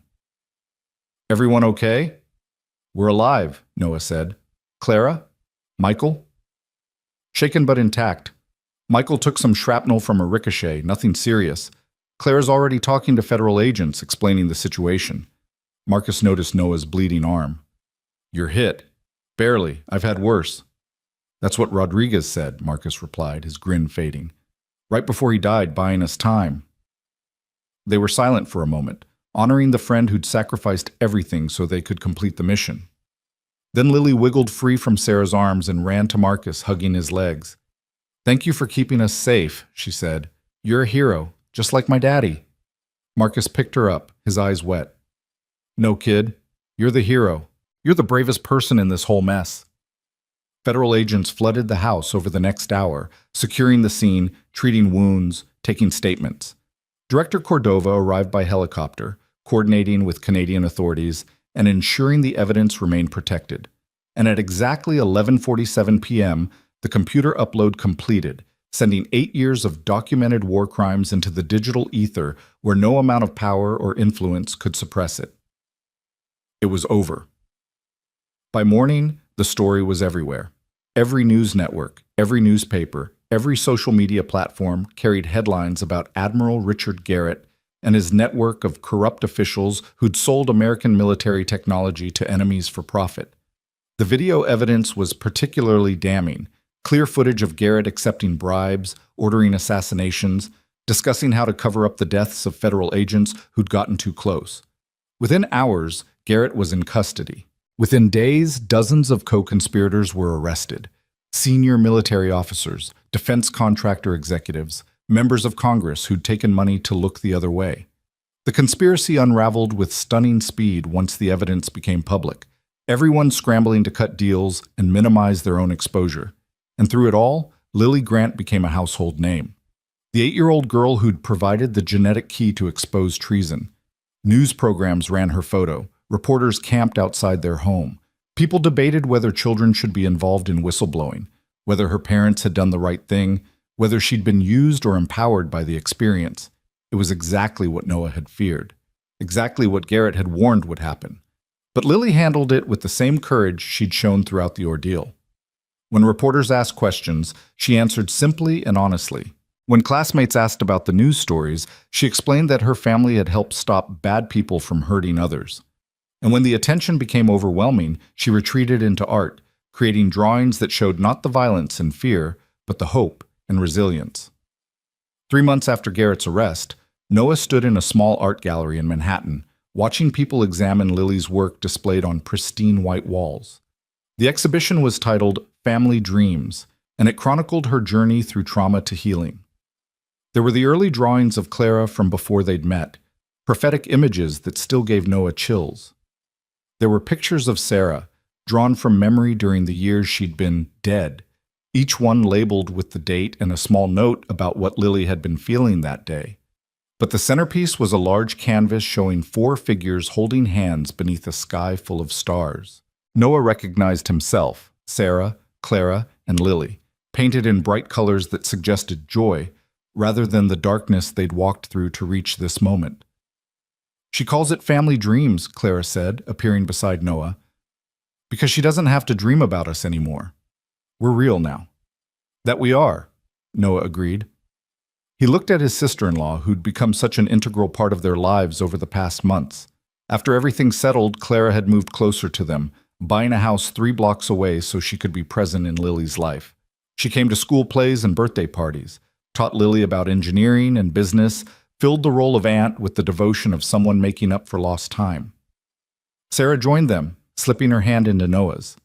They'd spent the past 3 months in intensive therapy, rebuilding trust, learning how to be married to each other again after years of separation and deception. It wasn't easy. Some wounds took more than love to heal, but they were trying, taking it day by day, because they both agreed Lily deserved to see her parents working together, even when it was hard. "She's something special, isn't she?" Sarah said, watching Lily across the gallery as she explained one of her paintings to an art critic. "Most kids would have been destroyed by what she went through, but she's used it to create beauty." "She gets that from you," Noah said, "the ability to find light in dark places." "She gets it from both of us," Sarah corrected. "Your courage, my resilience, and something entirely her own that neither of us can take credit for." Marcus appeared with drinks, having appointed himself the family's unofficial security despite no longer being formally employed as such. He'd taken Rodriguez's death hard, but had found purpose in ensuring his friend's sacrifice hadn't been in vain. He testified at multiple trials, helped coordinate protection for other witnesses, and become something of a guardian angel to the Grant family. "Heard from Director Cordova today," Marcus said. "Garrett's trial is set to begin next month. Prosecution is confident he'll get life without parole." "Good," Noah said simply.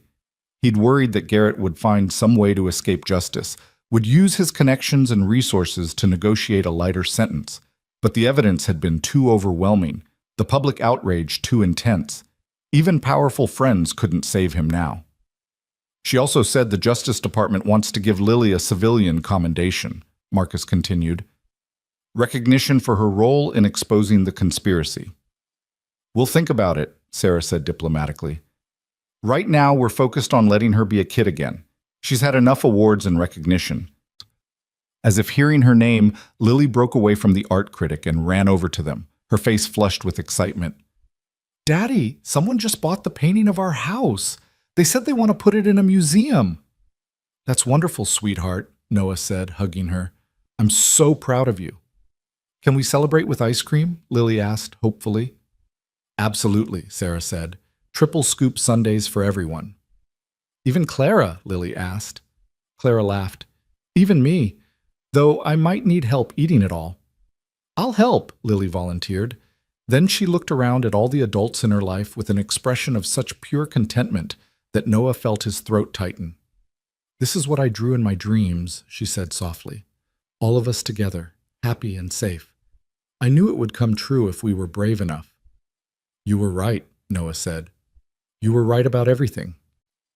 They left the gallery together, this family that had been broken and reformed, that had walked through fire and emerged scarred but whole. Outside, the city pulsed with evening energy, people rushing to appointments and dinners, living lives blissfully free from the conspiracies and dangers that had shaped the Grant family's journey. At a crosswalk, waiting for the light to change, Lily looked up at Noah with those dark, knowing eyes. "Daddy, sometimes I still dream about bad things, about the guns and the scary men." "That's normal, baby," Noah said gently. "It takes time for our minds to heal after scary things happen." "But I also dream about good things now," Lily continued. "I dream about growing up and helping other kids who've been through bad stuff. Maybe being a doctor like Mommy was, or a soldier like you, or a business person like Clara. Someone who protects people." "You can be anything you want to be," Sarah said. "The world is yours, Lily. After everything you've survived, there's nothing you can't do." The light changed and they crossed the street together. Behind them, the art gallery's window display showed Lily's painting of the family holding hands beneath guardian stars, a testament to the truth that sometimes the darkest journeys lead to the brightest destinations. 6 months later, Noah sat in a courtroom watching Admiral Richard Garrett receive his sentence. Life in prison without possibility of parole, to be served in a maximum security facility. As the judge read the sentence, Garrett's face remained impassive, but his eyes found Noah in the gallery and held his gaze for a long moment. Noah stared back, unflinching. He thought about Rodriguez, who died to make this moment possible. He thought about all the soldiers killed by weapons Garrett had sold to their enemies. He thought about Michael and Sarah's 8 stolen years, and about Lily's trauma, and about every life Garrett had damaged or destroyed in pursuit of money and power. and he felt nothing but satisfaction as bailiffs led the corrupt admiral away in chains. Outside the courthouse, reporters swarmed them asking for comments. Noah gave a brief statement thanking the FBI, the Canadian authorities, and everyone who'd helped bring Garrett to justice. He mentioned Rodriguez by name, ensuring his friend's sacrifice would be remembered. And then he declined further questions, gathered his family, and left the circus of media attention behind. They drove to a cemetery in upstate New York, where Rodriguez was buried with full military honors. His grave was decorated with flowers from the dozens of people whose lives he'd touched. Fellow soldiers, people he'd protected, family members who'd lost him too soon. Marcus knelt beside the grave, placing a bottle of Rodriguez's favorite tequila against the headstone. "We did it, brother," he said quietly. "Garrett's going to rot in prison for the rest of his miserable life. Justice got served. You can rest easy now." Lily placed one of her drawings on the grave, a picture of Rodriguez standing tall and proud, wearing his dress uniform, with angel wings sketched behind him. "Thank you for saving my family," she said solemnly. "I'm going to be brave like you when I grow up." They stood together in silence for several minutes, honoring the fallen. Then, as the sun began to set, painting the cemetery in golden light, they walked back to their car. "What now?" Clara asked as they drove away. "Garrett sentenced, the conspiracies exposed, the trials are mostly finished. What do we do with normal life?" "We live it," Noah said simply. "We wake up every morning and choose to be grateful for what we have, instead of dwelling on what we lost. We raise Lily to be strong and kind and brave. We honor the people who died by living well." "Sounds exhausting," Clara said with a slight smile. "Probably," Noah agreed. "But it beats the alternative." Sarah reached over and squeezed his hand. They'd been working on their marriage in therapy, slowly rebuilding trust and intimacy after years of lies. It wasn't perfect. Some days were harder than others, but they were committed to trying, to finding their way back to the love that had survived everything thrown against it. That evening, after dinner and bedtime stories, after Lily was safely asleep with her stuffed rabbit clutched tight, Noah stood on their back porch looking up at the stars. He thought about the journey that had started with a simple bodyguard job, that had spiraled into conspiracy and violence and nearly cost him everything that mattered. But he'd also gained things he never expected. A sister for Lily. The truth about his wife's past. A deeper understanding of courage and sacrifice. And the knowledge that sometimes the right choice was also the hardest choice, and you had to make it anyway because that's what integrity demanded. "Penny for your thoughts?" Sarah said, joining him on the porch. "Just thinking about how different life is from what I expected," Noah said. "A year ago, I was a struggling single father trying to keep the lights on. Now we're here, together, safe. It doesn't feel real sometimes." "It's real," Sarah assured him. "We're real." "And Noah, I know I've said it before, but I need to say it again. Thank you for not giving up on us, for fighting when it would have been easier to walk away, for being the man I knew you were when I first chose you to protect our daughter." "I didn't have a choice," Noah said. "You're my family, both of you. Family is worth fighting for, even when the fight seems impossible." "Speaking of family," Sarah said with a small smile, "Clara told me she's thinking about adopting. She wants to give a child the same chance her father gave her." "That would be good for her," Noah said. "Good for the kid, too. Clara has a lot of love to give." "So do we," Sarah said. "And I've been thinking, once things settle down even more, once we're more stable, maybe we could consider adopting too. Giving Lily a sibling, giving another child a home." Noah looked at her in surprise.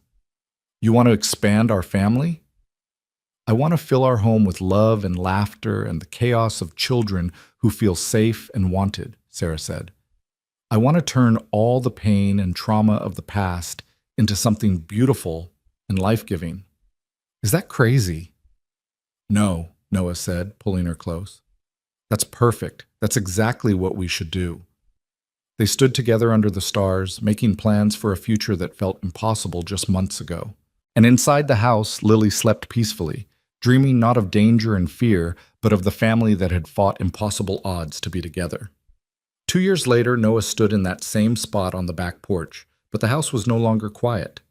Inside, three children were laughing. Lily, now 10 years old and thriving in school, teaching her new brother and sister how to draw. The siblings, Carlos and Maria, were refugees from a war zone where American weapons sold by Garrett's network had destroyed their village.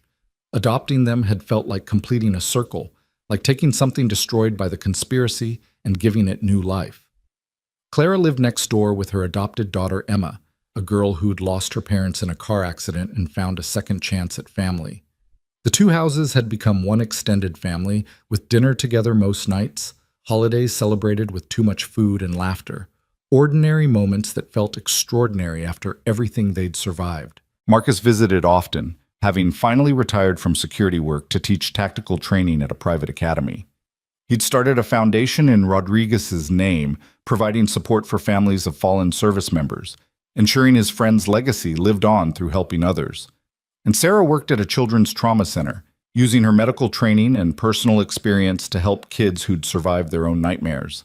She came home every evening with stories of resilience and healing, of children who learned to laugh again after experiencing horrors no child should know.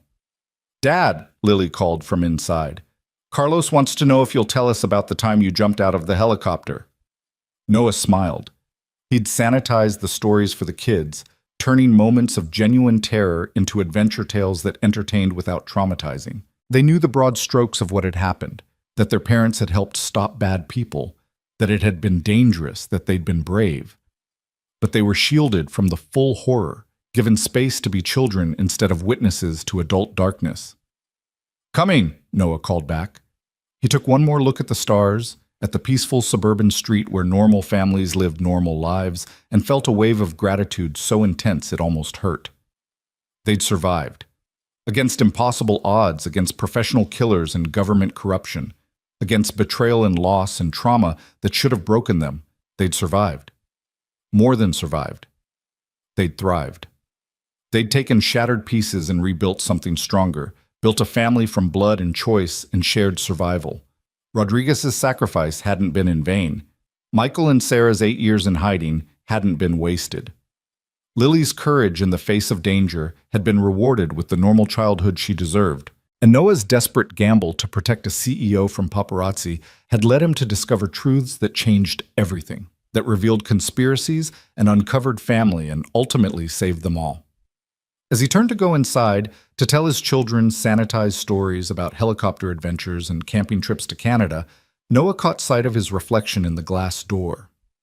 He looked older, carrying scars both visible and hidden, but he also looked content, at peace in a way he'd never been during his military years or his time as a struggling single father. Because he'd learned the most important lesson of all, that sometimes protection wasn't about armor or weapons or tactical planning. Sometimes the strongest protection was love. Love that endured through lies and separation. Love that brought families together across years and secrets.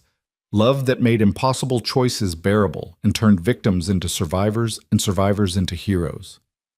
Inside, his children were waiting. His wife was laughing at something Carlos said. Clara was arriving with Emma and a homemade dessert. Marcus was pulling up in his truck, always ready to be uncle to this collected family of trauma survivors who'd become something more beautiful than any of them could have imagined. This was the dream Lily had drawn before it happened. The family standing together under guardian stars, holding hands, safe and whole and real. And as Noah stepped inside to join them, closing the door on the darkness of the past and embracing the light of their hard-won future, he knew with absolute certainty that every impossible choice, every moment of terror, every sacrifice along the way had been worth it. Because in the end, the soldier had protected the CEO, but she'd protected him right back. And together, with courage borrowed from a child who dreamed of better things, they'd protected each other and built something that no conspiracy could destroy, no villain could take away. They'd built a family, not perfect, not unmarked by trauma, but real and loving and brave. And that, Noah thought, as Lily grabbed his hand and pulled him toward the couch where stories waited to be told, was the greatest victory of all.